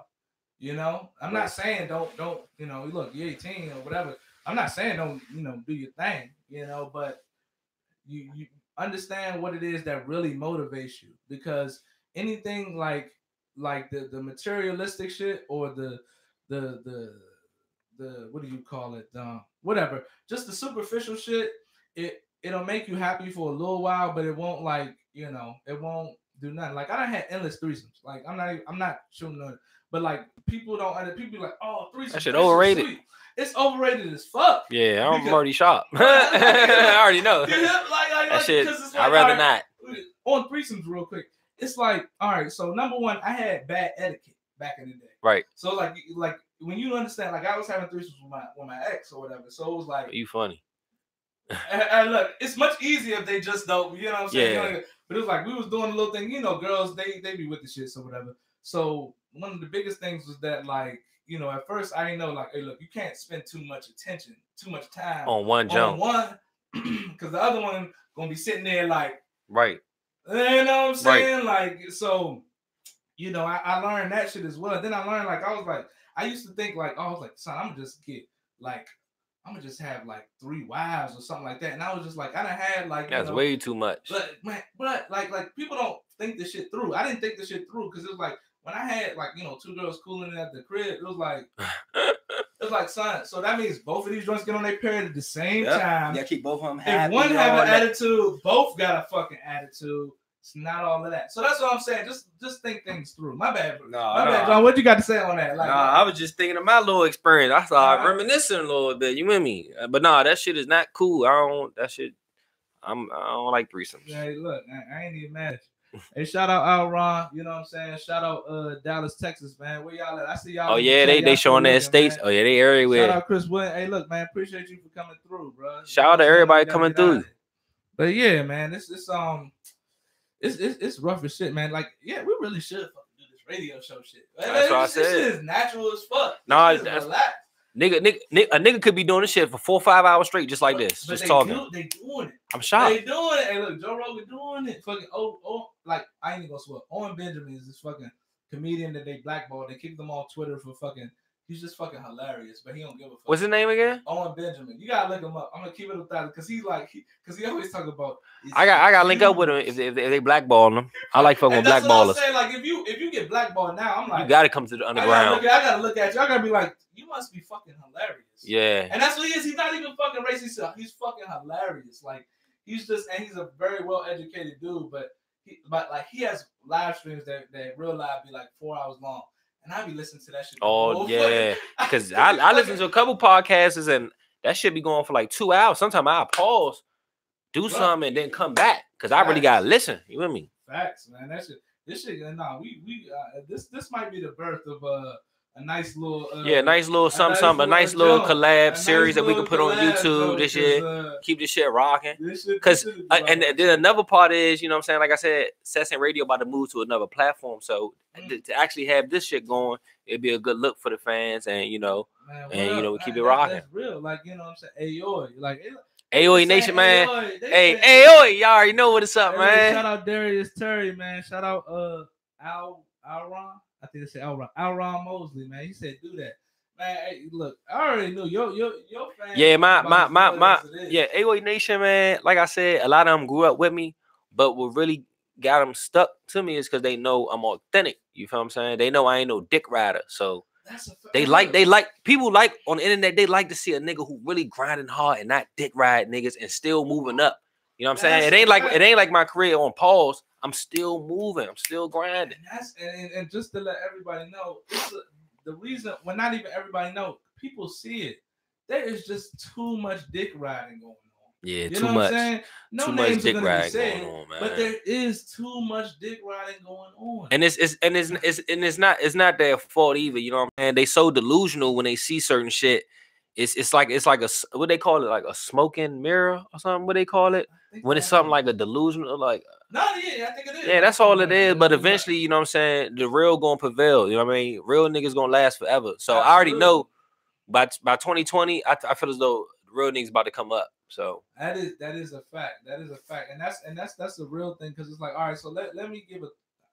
I'm not a fucking, this is DRAMASETS in field, but I got a little bit of advice. Is that, look, as your platform starts to grow, don't think that the people who are above you are some type of gods. You know what I'm saying? Yeah. Like don't get me wrong. Everybody deserves. Well, no. Everybody. Everybody doesn't deserve respect. People deserve courtesy, but respect is earned. Right. You know what I'm saying? Respect is something. I don't have to respect you just because I met you. Right. Like, respect is something that you earn. So like, for upcoming content creators, like, look, be yourself and don't get caught in the fucking, because what's gonna happen is there's gonna be endless clicks. There's gonna be endless clicks that's gonna try to get you to ride with they wave, and people try to use other people. You know what I'm saying? Of course. People use other people all the time. Don't be surprised. They use each other to get it. They want to get a hit of each other. That's why they keep using each other up. And look, there's nothing wrong when I say that. Like, look, on kind of a meritocracy type of lens, there's nothing wrong with mutual, like, let's say, like a mutual deal. Like, for example, DRAMASETS came on. I'm gonna keep it 1,000. This is how you know he authentic, because his shit is here. My shit is goddamn, if the scale was doing this, it'd be standing on the floor right now. But at the same time, it's like, you gotta have something. There's nothing wrong with having something to offer to other people. So it's like, with Drama, like he's an authentic dude. He has AOA Nation. You know what I'm saying? Aoi Nation, you know what I'm saying? And that shit is lovely, you know. And he came on my platform. Like, one thing I try to do is, you know, from the beginning, I just try to be an authentic person, and I'm legit with my shit. You know what I'm saying? Facts. I handle business.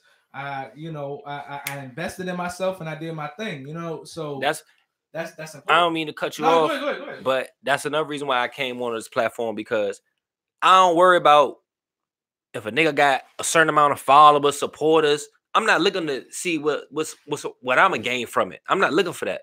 I'm looking to work with motherfuckers that's real, not only real, but you serious.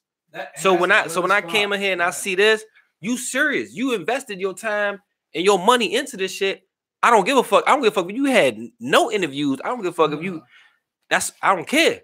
If you really trying to do something, I'm gonna work with you. I don't give a fuck about what's the game. Oh, he got 100,000. Oh, I gotta work with him. Or another reason why people don't fuck with me is because when I meet certain people that got a high class tier or whatever, I see through that shit. Like when they like I remember one time I was in the studio and YSL Gunner came in the jump, right? And like I'm in the studio just chilling. I'm doing a drop for a DJ. So he come in the jump, a whole bunch of people come in the jump. Everybody in the studio shift change. So as I'm not noticing, so I'm like, what the fuck going on? I'm looking at everybody. I'm like, what's up? They like, yeah, YSL Gunner in this jump. I'm like, who? I'm like, not who, but like, I'm like, where?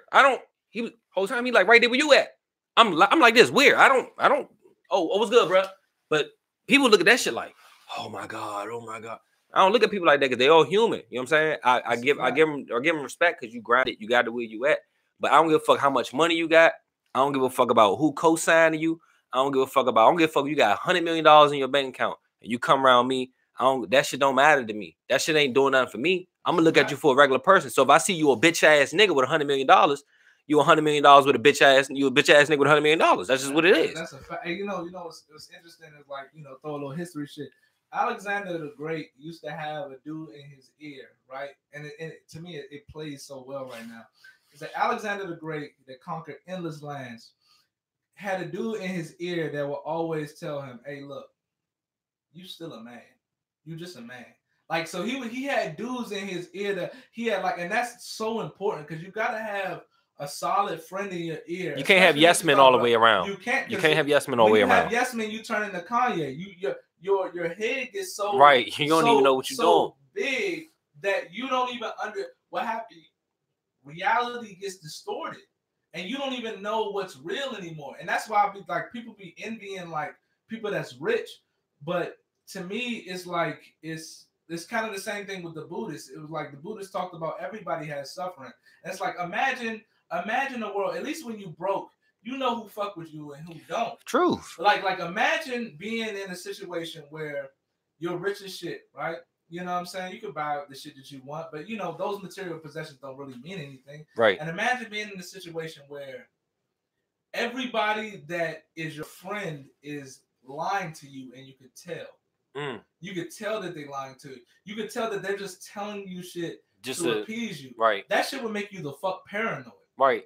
They say that's what happened with Stalin. Like, you know what I'm saying? Like everybody, but that was his own fault. That's like setting you up for failure. Yeah, it is. And that's why it's important that you have those people. That's why you can be like, damn, that was so genius of Alexander the Great. Because it's like, you damn right you need to have somebody in your corner that lets you know what's real. Yeah.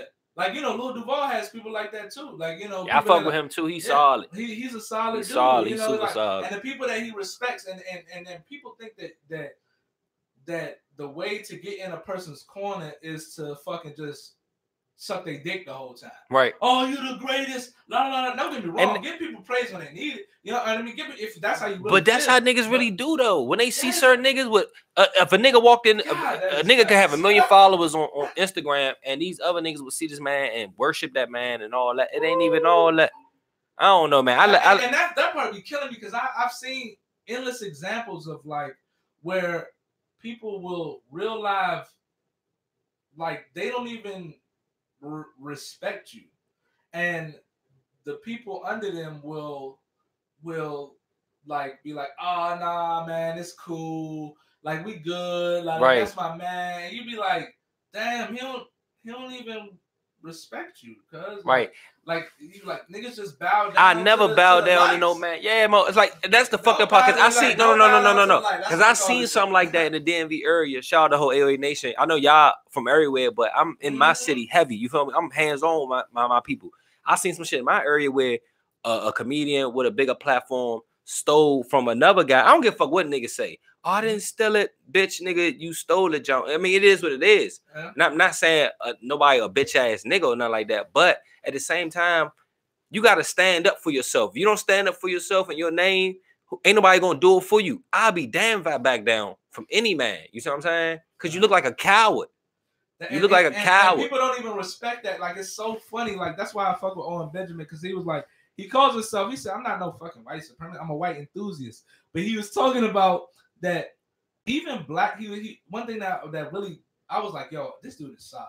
Because he said, even black dudes black dudes will respect honor. Like, they're not going to respect you if you go against your clan.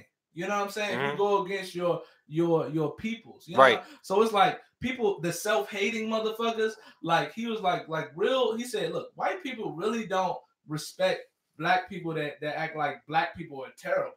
Like, ain't no respect in that. Right. Like, what the fuck? Right, you talking down. And it's the same thing. I don't respect no dude. Like, I'm not respecting no white dude. Oh, white people are terrible. I'm like, talking about your own people like that? Yeah. Like, what are you up to? White people, like look, a lot of people, motherfuckers, be like, hey, look, look, I understand. Look, white people is the fault of everything. It's white people's fault, and they white. Right. And I be like, I dealt with a lot of that in college, like these liberals that like used to fake. Like, I dealt with that. What, to try to be cool and shit? I felt like it was like reverse racism in a sense, because it was like they would sit up there like, oh, yeah, we like, yeah, I watch The Wire. And this what and the that. fuck? Yeah, oh, hell no, nah, white boy, don't tell me no stupid shit like that. I go to a school that's like 70% white. Fuck you talking about why, nigga? Yeah, like, your dreads are so cool. Like, you know, like I fuck with The Wire, this and that. And like, look, white people is the end. I'm like, son, what are you up to? Yeah, that's how you feel. Like, and he's like, and he feels the same way. But that got to be true fact, because I worked in a lot of places where I'm an electrician, and there might be like three black electricians, right? And then maybe like 10 white guys. And I seen it for myself. And I seen one black guy was just like, I'm like, what the fuck? Like, the way you selling us out is for their laughter. But I know deep down they laughing at you. Because you over here doing some, yeah, I don't fuck with niggas. Yeah. So the white people, they looking at you like, you a nigga though. That's a fuck. You know, and the fucked up part about it is that, like, when people want this whole socialism, this communist revolution, I ain't gonna get too real deep in history though, but it's like when these people get to power, right? They think that oh, they're gonna be fucked with by the people who get in power. They're gonna be like, no. Just like it happened in Russia, they gonna be like, no. We kill you. Be like, nah, I'm on your side. No, but you fake. Yeah, I can't do the Russian accent and shit. Yeah. But no. You go against your own people. Like, you worth nothing. Right. We kill you. Because that's all we got is our people, Mo. Why go against our people? I mean, don't get it fucked up. It's two different black people. It's black and it's niggas. Don't ever get it confused. But deep down, but the catch is, we all got that same one in us. But it's a time to you know what I mean? You got to switch off and on. Exactly, because it's like the difference is just there's a time. Number one, the first thing you should be focused on is being the best person you can as an individual. Right. You know what I'm saying? Like, don't be a victim. Handle your situation, because when you don't, you just look to blame everybody else for your situation. That's bullshit. You know, and that's trash. But then secondary is, you know, ride for your people as well, because nobody's gonna respect somebody who doesn't ride for their people, right? Especially as men. Like, look, women look to that, and women see it. Like, look, if you're a fucking if like, people think that, like, all right, for example, when I was younger, I didn't understand that. Like, I was like 12 years old, and I'm looking at like I was like, why do nice guys finish last, right? Like, we all know that. Like, you're like 12, 13, you be like, damn, why I'm trying to be nice, and the girl fucking with the dudes, fucking with the asshole, right? Fucking with the, but I think that it's deep in it. It's not just that they're fucking with the asshole. They're like, women fuck with the dude that is confident within himself. And you just being nice, right? That doesn't give you no virtue. Right. You know what I'm saying? They want somebody who displays the, like, let's say the archetypal version of a man. They're not looking, like, weakness is not a virtue. And that's the biggest part. That's the biggest thing. Like, people think that being weak is somehow supposed to be attractive. It don't matter. Right. Like, you know what I'm saying? It like at the end of the day, nobody respects weakness. You know what I'm saying? Right. And what we need to be focused on is not being the nicest guy in the world. Oh, because nice guys get taken advantage, and nice guys are evil too. Those be the evil ones. Those be the dudes. Oh, they's already up to something. They's being so nice. Don't you exactly? That's why I be looking at some. They saying, man, I gotta get her I gotta fuck her so hard. I'm gonna just be nice. Well, like, oh yeah, these dudes, they be the first dudes to talk. They talk shit about another man. What happened with them? Oh yeah, I don't like niggas like that. That nigga, I don't like. Anytime I go around a female and a female bring up another nigga, I stop that shit out the gate. Soon as I'm in the car, give me riding. What? Soon as she say, yeah, that shit remind me of, man. Let me tell you about my ex-boyfriend. Oh, shorty, dog, I ain't hit. Nah, I ain't hit for all that. Yeah, and I'm not about to downplay a nigga at all, cause I don't know what you might be trying to make that man seem like a fucked up person the whole time. Bitch, you fucked it up. So I'm not about to downplay another man, because at the end of the day, when I get done with you, the next man needs you. So I'm not gonna hold you hostage. So you know what I'm saying? Hey, look, that's drama sets in. Yeah, drama sets in, man. We gonna keep it reality. Keep it reality. Keep it reality, but man. That makes sense though. Even from the girl's side, the girl ain't trying to see you like you think that you making some type of moves because like that you think you're making some moves because you're talking shit about another nigga, but the only thing you're doing is displaying what type of guy you are. Right. You know, so how the fuck she's supposed to be able to trust that? She can't even trust that. You over there, and that's what happens. Like, you try to be the nice, oh yeah, he wilding, he talked to this girl and that girl, and what happened? That's she's still fucking him. Yeah. She's still fucking with the nigga, right? Yeah. Because don't get me wrong, this nigga fucked up, but she can't even trust shit that you say. Right. Because you fake as fuck. Right. You already sold him out. You sold them out, so you'll sell her out. You'll sell anybody out. There's no manhood in that. That's why I never. Facts. Anytime a female and a dude beefing or whatever, I don't never get involved, because no matter how much he dog her, shout out to the whole AOA. No, we in here. Yeah, they in here like motherfuckers. I don't care, man. A female tripping with a nigga or whatever, I'm out of my business, because no matter how much he dog her, she's still gonna let him clap. I don't care what a nigga say. I mean, you know, because what really makes a difference is not the negativity that you provide. It's that, you know, it's really the positivity and the security that you provide to women. You know what I'm saying? And that's just what it is. Like, you know, don't get me wrong. I think that, you know, women, especially in this victimhood culture, they taught that everything is oppressive against you and it's all men's fault. And that's what's always happened. So that's what they taught off the buck. But they know inside that a lot of the reason why shit is going on is their own decision. And so that's why when they, you know what I'm saying, you trying to manipulate, unless they really, really broken, but you trying to manipulate the situation and oh yeah, I'm the super nice guy. Like, women see through that, and they would still rather fuck with a dude that is a dog, or not even necessarily say a dog, but a dude that's out here doing his thing, versus you that they know you a snake ass nigga. Right. But it's bad too, because one thing I know about female, one thing I learned as a man within myself was the females who I feel as though I'm attracted to and who I think is those not the best for me. The females who I find as though I want the most, because those are the bitches I want to be nice to. And they don't work out for me. So what's always best, what you always think is best for you is not. It's basically what I'm saying. Well, what type of females are you usually attracted to? Well, to be honest with you, I don't have no type. But since I turned 24, 25, I only mess with chicks that mess with me. Period. That's it. I don't go after chicks and be like, yo, boo, boo, boo, boo, boo. Because those the bitches that's never best for me at the end of the day. Because once I approach them, they just looking at it like, oh, you know what I'm saying? Let me see, boo, boo. But a female that want me, she's serious. She really trying. She gonna let me bust. And she gonna, and no, not only that, but she gonna give me an opportunity to show her I can be a good man at the same time. You feel what I'm saying? So okay. I don't know about you, but when I find girls, if I see a girl that I think is real live bad and I get her number and all that, it ain't gonna work out. It ain't gonna work out. It ain't gonna work out. The only chicks that work out for me is the ones that hit me up and say, "Hey," in my DM, and I be like, "Let me see what she look like."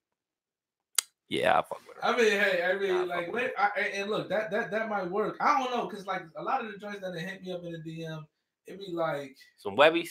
Nah, I want some of them webbies. Hey, I ain't got no problem. Some of them webbies, but I don't really. I'm not a webbie. Look. If you, I can fuck with a webbie, but we just can't hit the public scene. My mother, you mean?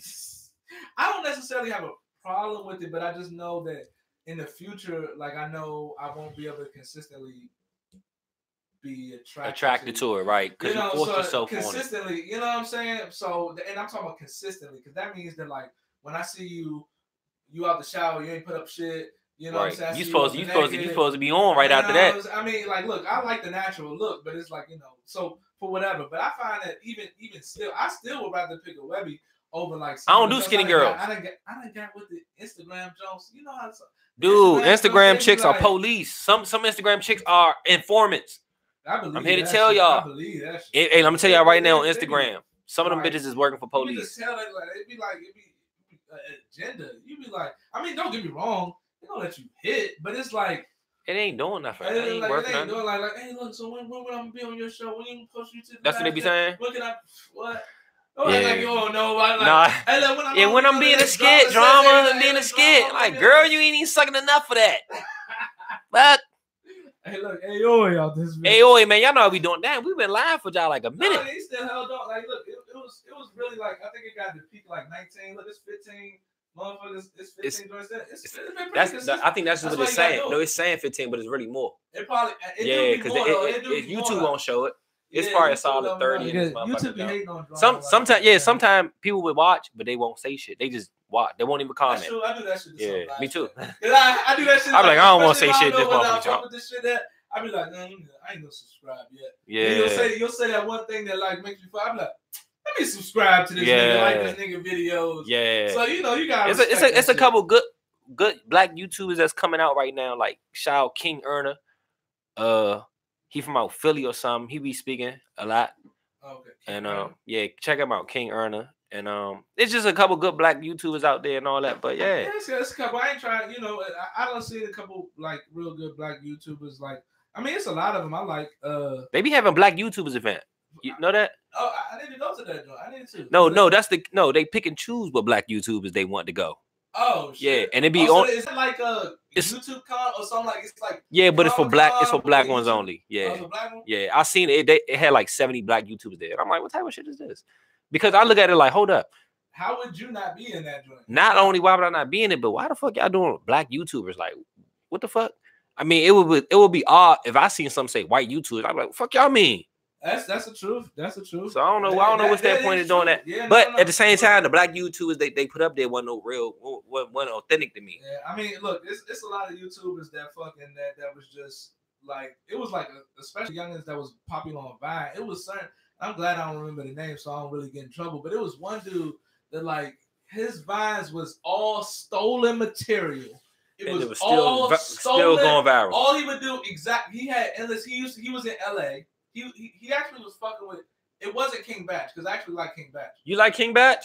I mean, like King Batch. He got clean material. He got clean material. But like on Vine, it wasn't as clean. Like I like his joint used to be. Back in the day, he was on some hood shit. Man, you see the one joint? He was like, he said he pulled up on the joint. He pulled up on the girl. And he was like, he said, "Hey, shorty, can I give you a ride?" She was like, nah." He said, "That's why you walking in, bitch." Yeah, that's when he was funny, Mo. But see, once you go to that Hollywood shit, they clean it up. Yeah, they clean it up. Yeah, King Batch is a funny nigga though. He was alright to me. I didn't really mind that. Like, did you? Was he a scary movie or some shit like that? Yeah, he was. What about the other nigga on YouTube that used to do videos? Jerry? No, not Jerry. Remember he was light skinned? Wait, are you talking about? Jerry Perk Drink was the dude that was Smack Cam. He was one of the Smack. Nah, this dude was he always had his girl with him in the jump, but Hot Damn Rock, he was another good black YouTuber. I mean, I forgot these guys because these guys all got washed up, man. I remember a lot because back in the day when they was killing on YouTube, I was on Vine, and when that's what I was watching was Vine, and which was crazy because I know Twitter bought Vine and they just destroyed it. Oh, that's what they did. That's why they deleted Vine. Twitter said, "Man, we take these niggas up out of here." Twitter bought Vine and just destroyed. They cut. They bought them and deleted. It wasn't all of their fault because the Viners they started getting bread from like it was real live legit. You know what I'm saying? Like advertising that was giving them, that was cutting them fucking check. That's really why I want to have J. Cole on this joint, just because I want to, because she was super. She was on Vine. She was on Vine. I never knew how. I never knew where she came from. Before that, she was I never knew. The game on Vine, like, oh, that mean I'm only a year behind that. Yeah, I mean, yeah, for sure. Right. For sure. If I was on Vine, I'd be lit, huh? I'd be extra lit. You might be dumb lit. Like I'm already lit. I think Stickum started on Vine. Yeah, Stickum. That nigga, he got 100,000. Yeah. You know what I'm saying? Like he be killing on Facebook, and he don't even have a Facebook. I remember he was telling me that niggas just reposted shit on Facebook. Yeah, they just posting this shit. Yeah. Control of that. Yeah. I Stickum. He do it for the love. He do it for the love. Yeah. He's like, we made a video together, but YouTube deleted it. You know what I mean? Yes, because Stickum goes his shit go over. Goes ham. Yeah, his shit. Comedy is. Yeah, my shit more rough on the drugs and street side. His shit on the sex side. Yeah. So when Instagram delete his shit and YouTube delete my shit, I be like, yeah. But I don't even understand though, for real, because there be other shit. I don't know, like, it's people hating. That's all. Yeah, to me, it's always somebody that's gonna take the hit the foul button and say report. Yeah, I don't even think niggas be hitting report no more. I think they're just motherfuckers. It's just the algorithm. Somebody just be watching, but. Like to bring it back, like, you know, as far as Vine, they were killing the game, and then like these dudes just started advertising everything, and it was like their whole thread was just advertisements. They was just getting that bread. They was just I respect it. Like they was on Jimmy Kimmel and all that, the Smack Cam dudes, and I thought that shit was fucking hilarious. You remember Smack Cam? Yeah, I remember Smack Cam. That was a nigga over here smacking his father, smacking his grandfather, smacking the fuck out there. He went. Oh, it was quick on Vine. It was 6 seconds. Yeah, exactly. That's why his shit moved up. Yeah, like he just come. So it was like, but they saturated the game. Other dudes saturated the fucking game with like advertisements, and then it was just like, I think that, you know, once you get to the point where it's like all you're doing is advertisement, it's hard to really create your own. Yeah, it's hard to get content. You're worried about advertising, so you just like water down. Let's see what skit am I gonna do next? Let me just look at a Viner that has 20,000 because I have 1 million. Right. Because I know that they got some shit popping. Right. But they ain't on my platform. They just was stealing. And MySpace could have kept it going if they ain't sell out. They had so many advertisements on that motherfucker. Facebook just washed that shit all up. I remember MySpace. That shit was hot too. What they good? Yeah, y'all good, AOE Nation? Oh yeah, y'all good. All right. So he said, we got Aaron. He said no wolf ticket in here, cause real recognize real. That's a fact. Yeah, true that. That's a fact. True that. Bunky Armstrong. He was like, reverse racism is real.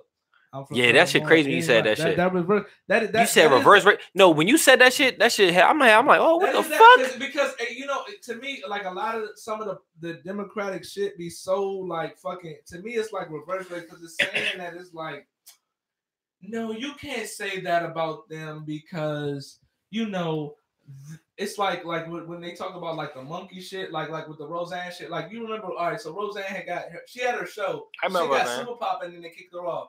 Because they said one of the girl that she made fun of, she said she looked like from Planet of the Apes. Now, if anybody knows Roseanne, she's crazy as fuck. But what she was referring to, what they did was they just jumped off the top with racism shit. But what they were referring to is if you look at the picture of the girl's Twitter bio, she had that little, and she was light as a mud. She was super light skinned. Then she had the little buzz cut type shit. The little bullshit, like it looked just like the Planet of the Apes jump. The dude off the Planet of the Apes. Right. And so it was like everybody just jumped on Roseanne, like, oh, she. They trying to make it seem like she racist. Where she been at? Wait, say what? What the fuck she been at?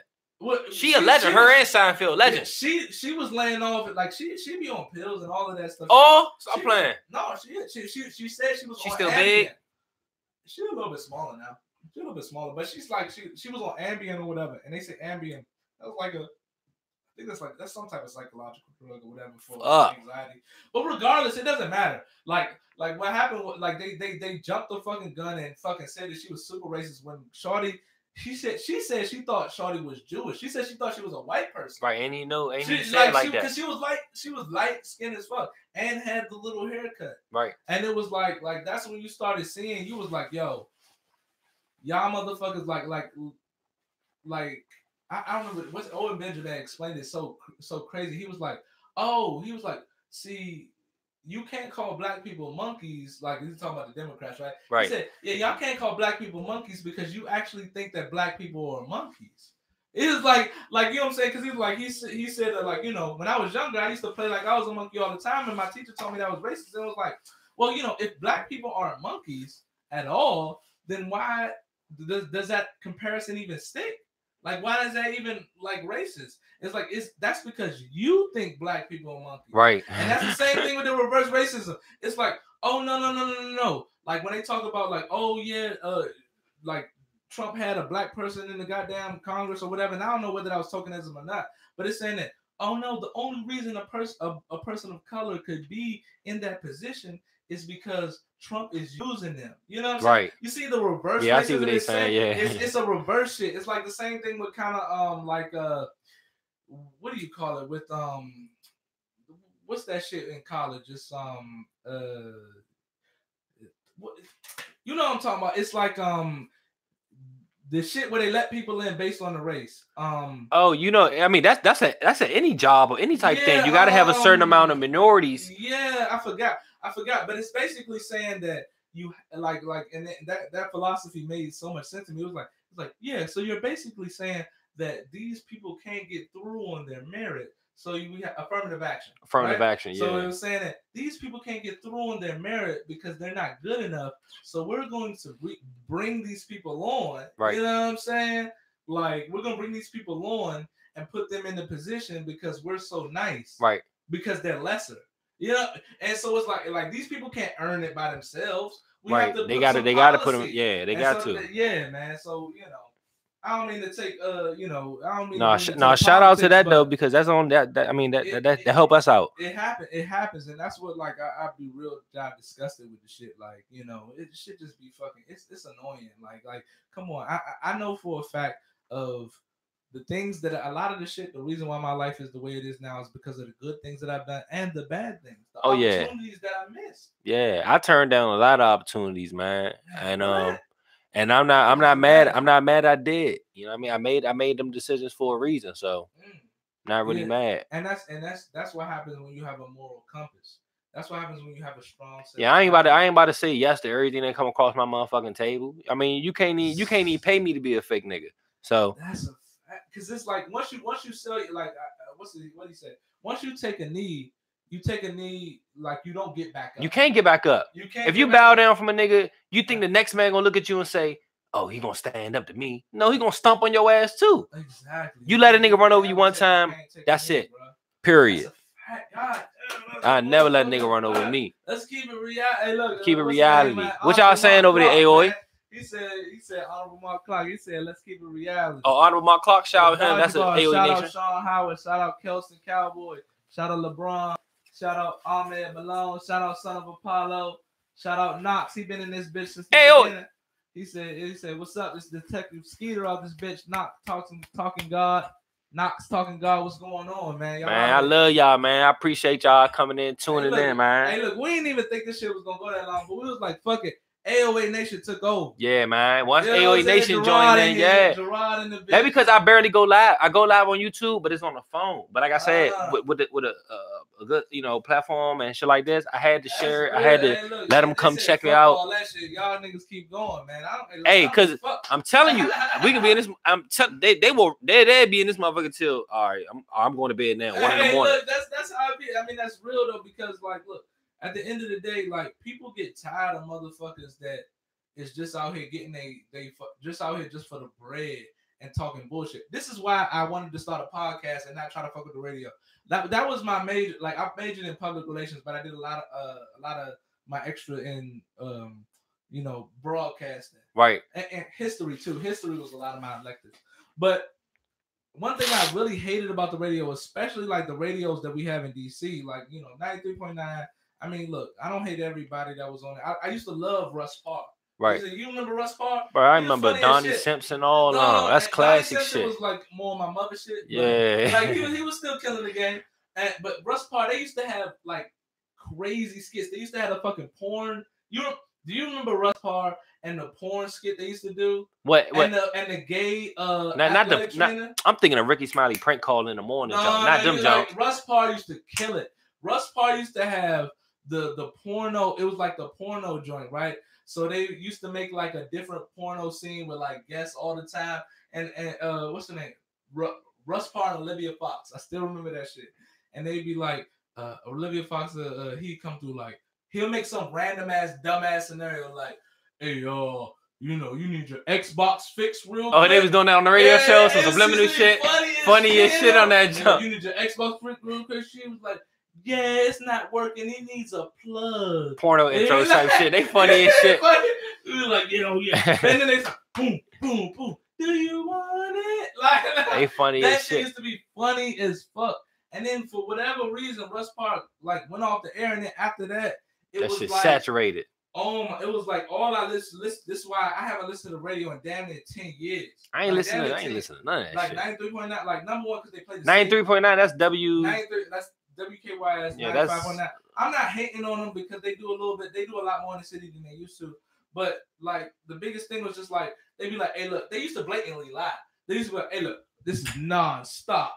18 jams in a row, commercial free. Nigga, 2 songs go by. Commercials in between that. No bullshit. Then they play the same song back. All day. All like, day. Bullshit. Then when they have interviews, this is my main thing because I really pay attention with interviews. Don't get me wrong. I like the Breakfast Club too because they do it as best as I like Breakfast Club. I really do. But like, no. Breakfast Club does it really well. But like one of the problems I have with certain radio shows is that they ask people the same like. I know what you mean. Back when I wanted to be a rapper, they got like a template or something. Yeah, like it was like they asked people the same question, and rappers wouldn't say shit. And I like, especially like Migos was one of the worst interviews. I love Migos music, but their interviews was one of the worst interviews I ever heard because it was like when I had did some research on them, they had did so much shit in the background to get on. Like when we talk about like that no label shit. Yeah, like they was real live. They like from what I read, they had built up a following, kind of similar to Ayo. Right. You know what I'm saying? And he had motherfuckers in the studio while they recording music, busting down CDs. Yeah. That's an important element. Right. That part right there just lets you know about creating a network of people to be able to help you out with your content. Right. That's incredibly important. But it was like when I listened to him on the radio, they'd be like, well, how did y'all come to be? And they'd be like, well, we just work hard and doing our thing. And look, it's just a movement. And that's how we doing it. You know what I'm saying? Yeah, la-da-da-da-da, gang, gang. And I'd be like, what the fuck is that? Because I was listening because I was rapping. I wanted to know like how to make it. Right. You know what I'm saying? Like right. I was really they didn't want to give you no keys and tips and all that. They don't do that because a lot of this shit be handed down. I don't care what nobody say. A lot of these people that's celebrities right now, trust me, they got ties into this shit. It ain't niggas not just blowing up out of nowhere.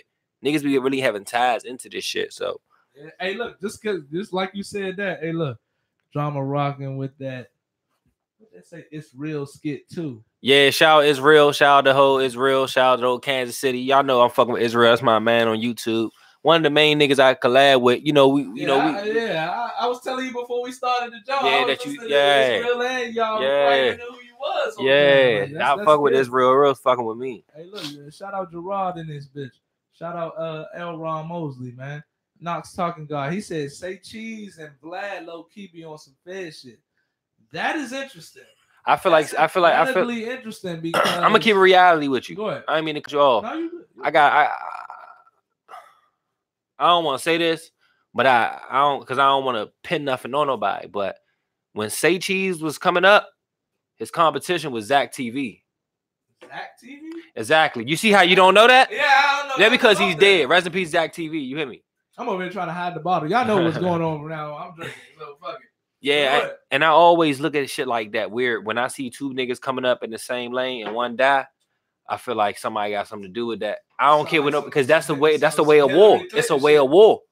It's a way of war. I don't care what nobody say. But Zach TV was more of an official guy. As far as Say Cheese and Vlad, they cool, but they not the police. They ask police type questions. That's what it is. They just ask random questions, and it's up to you to answer it. You see what I'm saying? So they ask. You said shout out to my man Zach. He the GOAT. Yeah, rest in peace, Zach. Vlad interviews his interrogations. Period. They interrogations. Hey, look, you the way he talked. Vlad been an interview skit was hilarious. Anybody who on this channel, y'all have already seen his Vlad interview. Yeah, the reason that John ain't. Yeah. Why do I keep looking over there? What the fuck? The camera's right here. Sorry, y'all. And we got. Now I'm looking at the comments and shit. I mean, that's what I was over there looking at shit. But it's like young. What the fuck? His shit's interrogation. It is. Because the way he asks the words, it kind of like. It is. First of all, if you know about jail or you know about interrogations, when they put you in a small room and it's quiet and how you can talk to somebody with a tone, you can get them so comfortable to where they would tell you shit without even knowing they told you. You see what I'm saying? Yeah. And the top CIA agent out of all these niggas is Nawa. That's the top one. What? Nawa? You know who Nawa is? Nawa is the dude that do the interviews and know all the information about you. Yeah, he got a podcast, right? Yeah, he might got a podcast too. Yeah. I just heard of his podcast. Yeah, he do interviews with people, and like he bring up information that you be like, he'll say something to you like, "What's up, Tempo? Yeah, so when you was 3 years old, you remember playing with this?" No bullshit. That's what he do. And people be like, what the fuck? How you know? It's him playing with this. And that's what he do. He buy you gifts.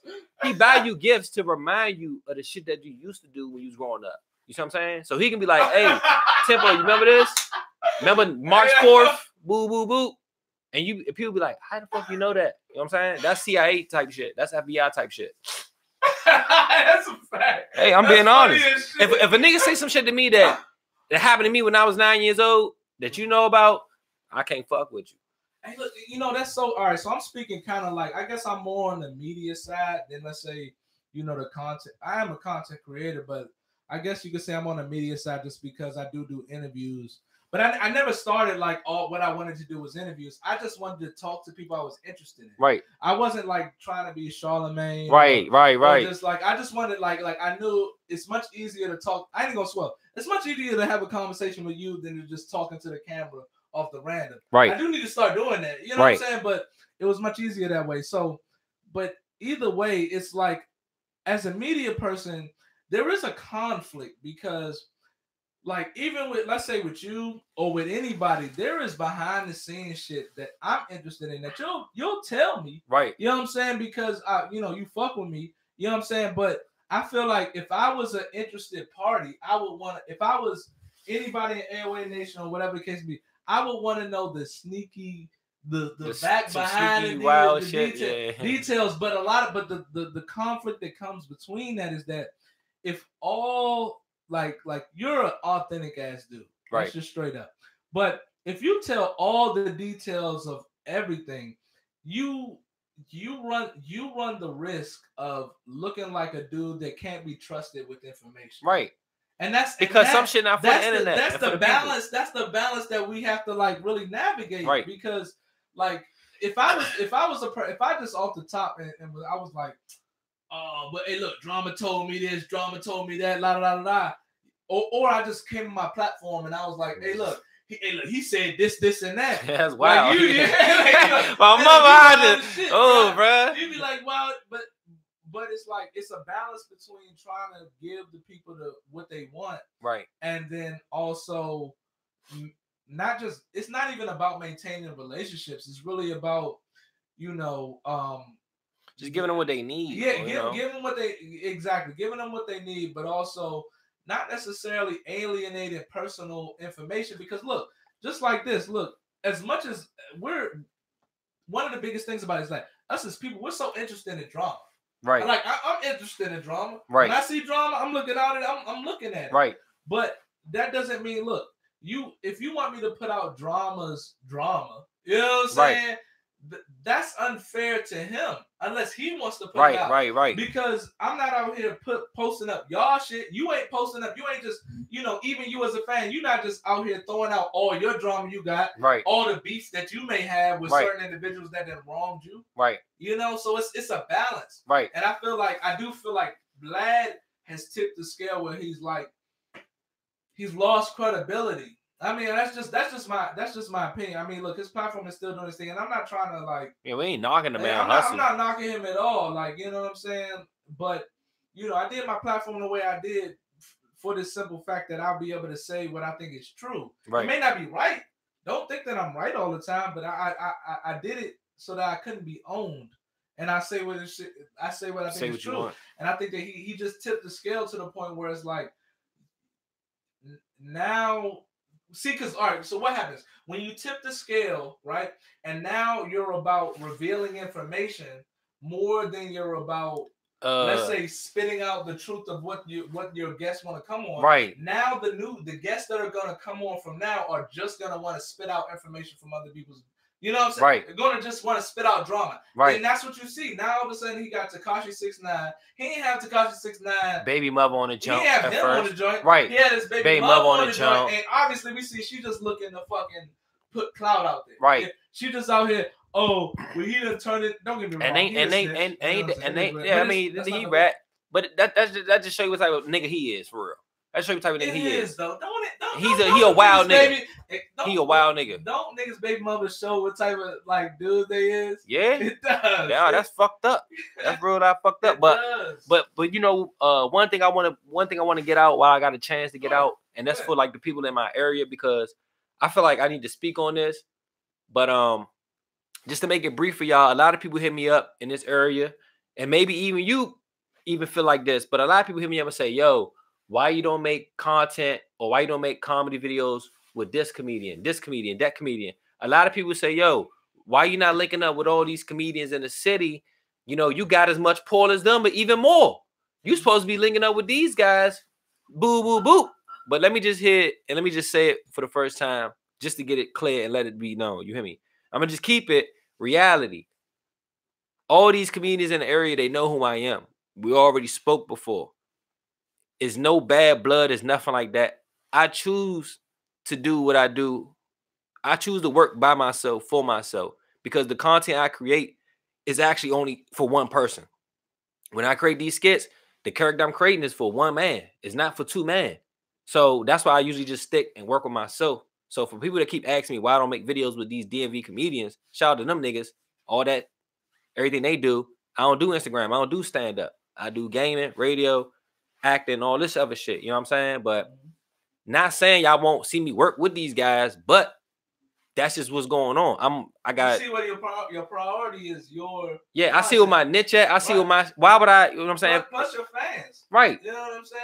Plus your fans. You know what I'm saying? You have a certain amount of loyalty to them. I got not only I got a certain amount of loyalty to them, but my fans. I already got the city. I had the city. You know what I'm saying? I'm not really in. You know what I'm saying? These people that's in here right now, AOA Nation, are the only people I'm here to feed. That's it. Hey, look, and you know what? That's the beautiful thing about it, because those are the people that are listening to. Like we got. I mean, it's 20 people on live. Ayo, hey, look, Take Cash. We got C Game, Cray 6, Knox, Sean Howard. You know what I'm saying? Gerard. It won't let me look at all of them, but y'all go ahead and post y'all names. We're gonna get y'all out the fucking way. You know what I'm saying? But we've been going hard for about a good 2-3 hours on this show, man. One of my longest jokes, but it's love. It's real love. Hey, AOA Nation, man, like I told y'all, if y'all just coming down, we're gonna do this once a month. You know what I'm saying? Me and my man Tempopodtv, you know what I'm saying? We're gonna work. We're gonna do this. He done stacked it on the live, so y'all motherfuckers, y'all make it's only right. Comments. So it's only right. Go by, we ain't doing it. Y'all make sure y'all motherfuckers. Every month. With Tempopodtv, man, y'all go at the pod. Hey, look, podcast. Hey, look, this will be on my podcast channel as well. Y'all can look at it on iTunes. Tempopodtv on iTunes. It will also be on SoundCloud. I will also post it on YouTube, and you know what I'm saying. Maybe follow my man Mo on all platforms. Make sure y'all get the podcast. I mean, if y'all are into the DMV area, I have it all. As far as like, you know what I'm saying, I had a lot of community. I had Waffle Man, Stickum, you know what I'm saying, Pap, Goofies, had TOB, Shooters, got Spaceman. All the DMV legends coming through here, man. All the DMV legends got to come through here, man. I don't care what other platforms out there. This official.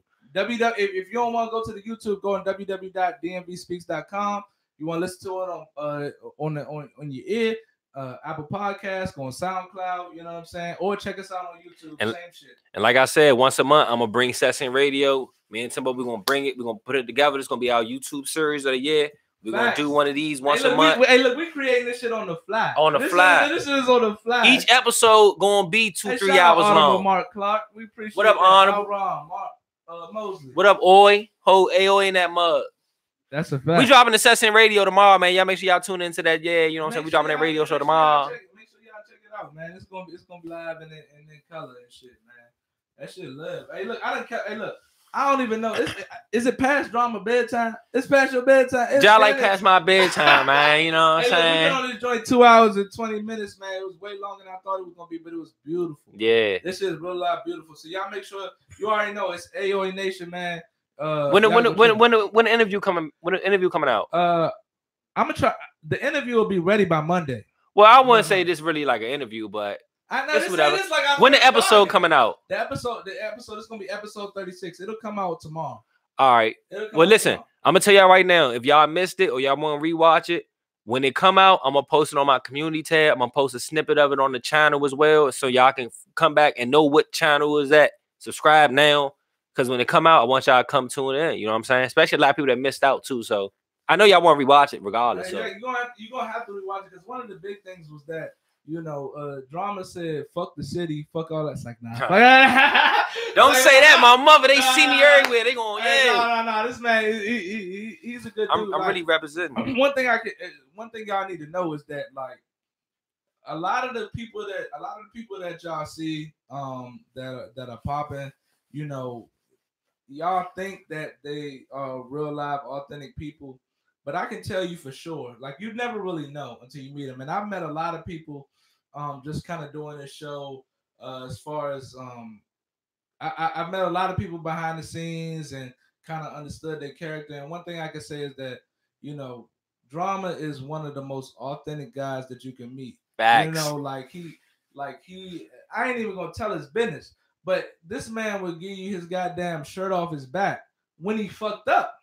You know what I'm saying? Yeah, no bullshit. Like you know, you could probably look at him and he probably acting modest, but that is a true fact. Yeah, that is a true fact. Like, he real live will just throw it all out there for people that he loves, and that's why I knew that he was a solid dude, and that's why we're gonna work further, because I really appreciate guys like that, because these are the people that we need to support. You need to support people like Drama, right?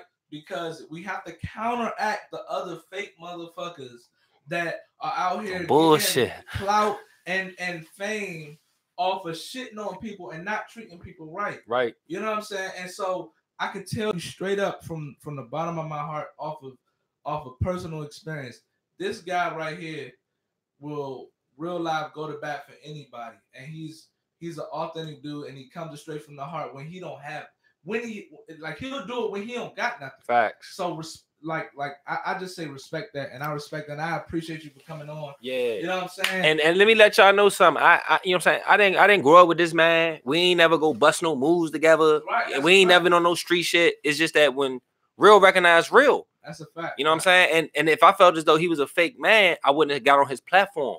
You know what I'm saying? So when we linked up, within the first 5-10 minutes, you can tell what type of nigga you talking to and the type of person you dealing with.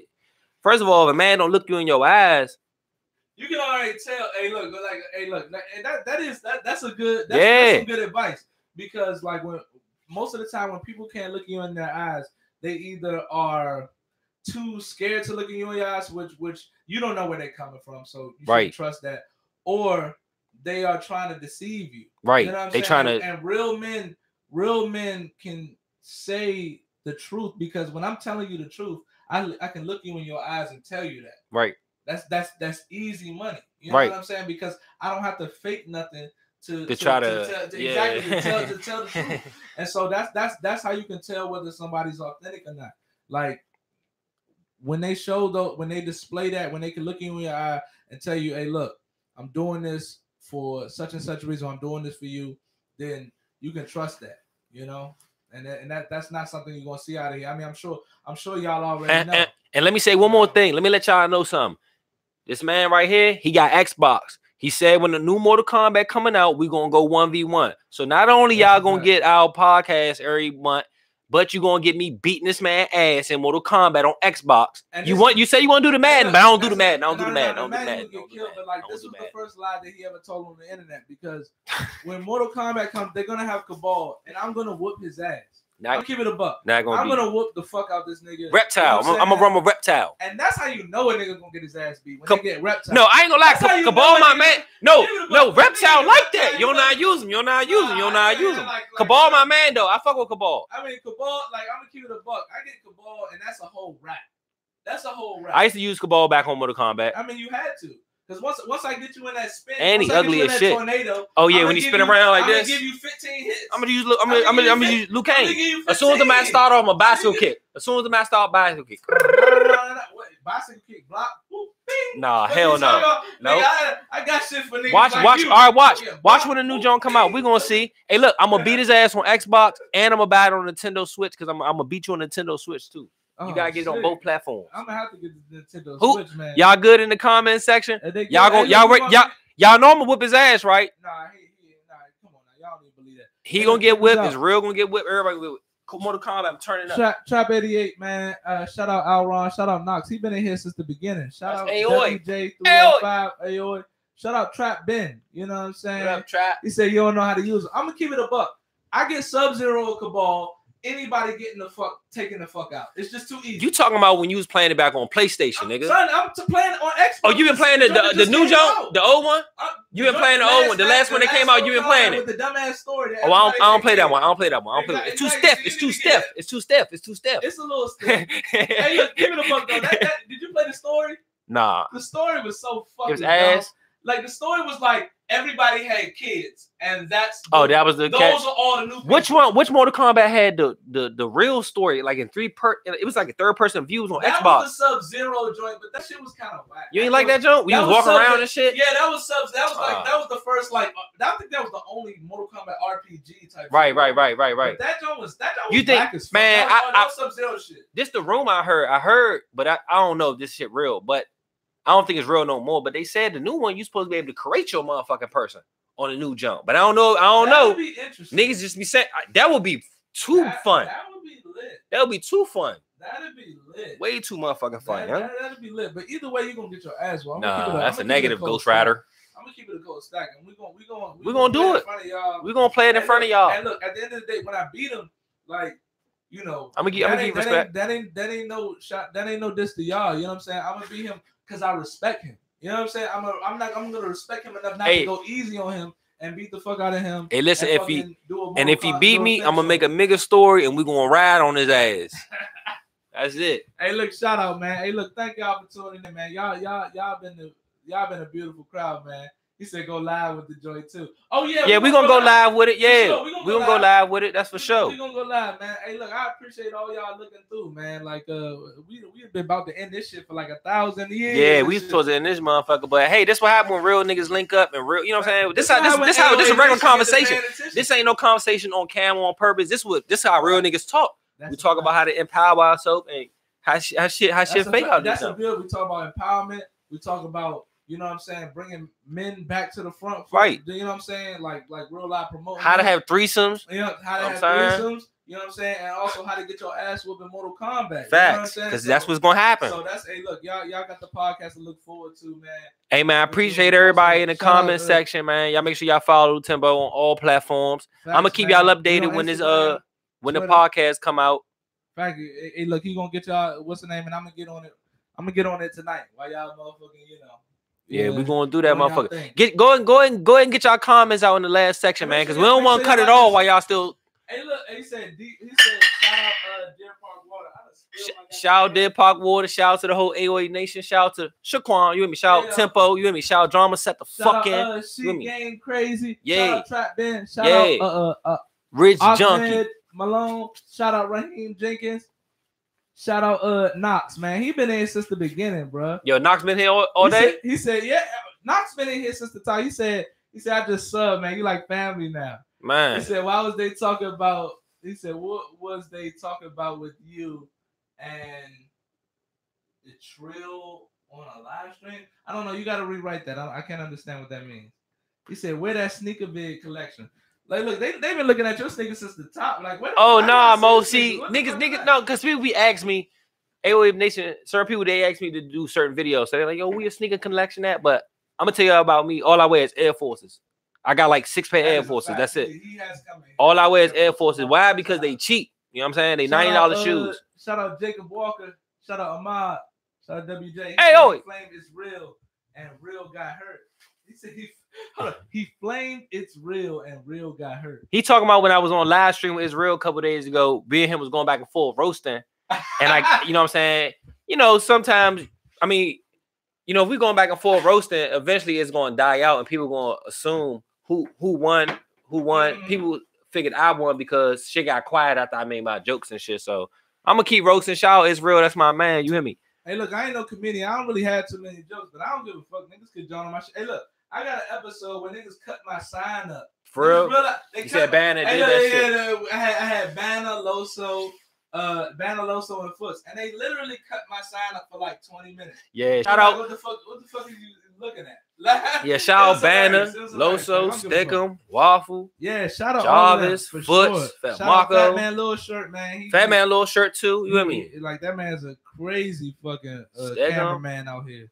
You know what I'm saying? Shout out all them people, man. Yeah, shout out to everybody in my city that's fucking with me on a P level. You hear me? Because you know what I'm saying? They wouldn't be fucking with me if AOE Nation wasn't fucking with me. I'm here to tell you that. If AOE Nation wasn't behind me like that, bruh, my city wouldn't be riding me like this. Hey, look, they only fuck with you when they see other people fucking with you. Hey, look, and that's the realest part about it. Yeah. Say she seen me in real life and passed out. Say she want a hoe, down with a hoe, bring that ass out. Say she be really on my line, she heard that.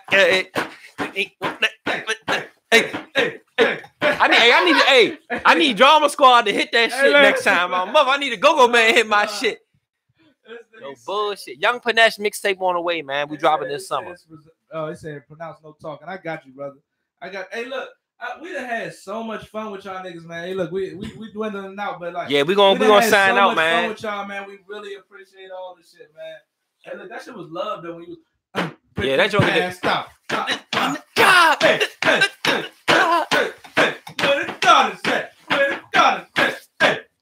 All right, man. My mother, I need Drama Squad hit that shit now. My mother, thank y'all for tuning in. Man. Drama set in, man. Y'all know what's up, man. Shit, man. Hey, look, DRAMASETS in, man. Tempopodtv, man. Y'all know what's up, man. Shout out Rusty Nail. Shout out Hindiz. Shout out Knox, man. Y'all niggas been out here. Drama set the fuck out, man. Hey, oi.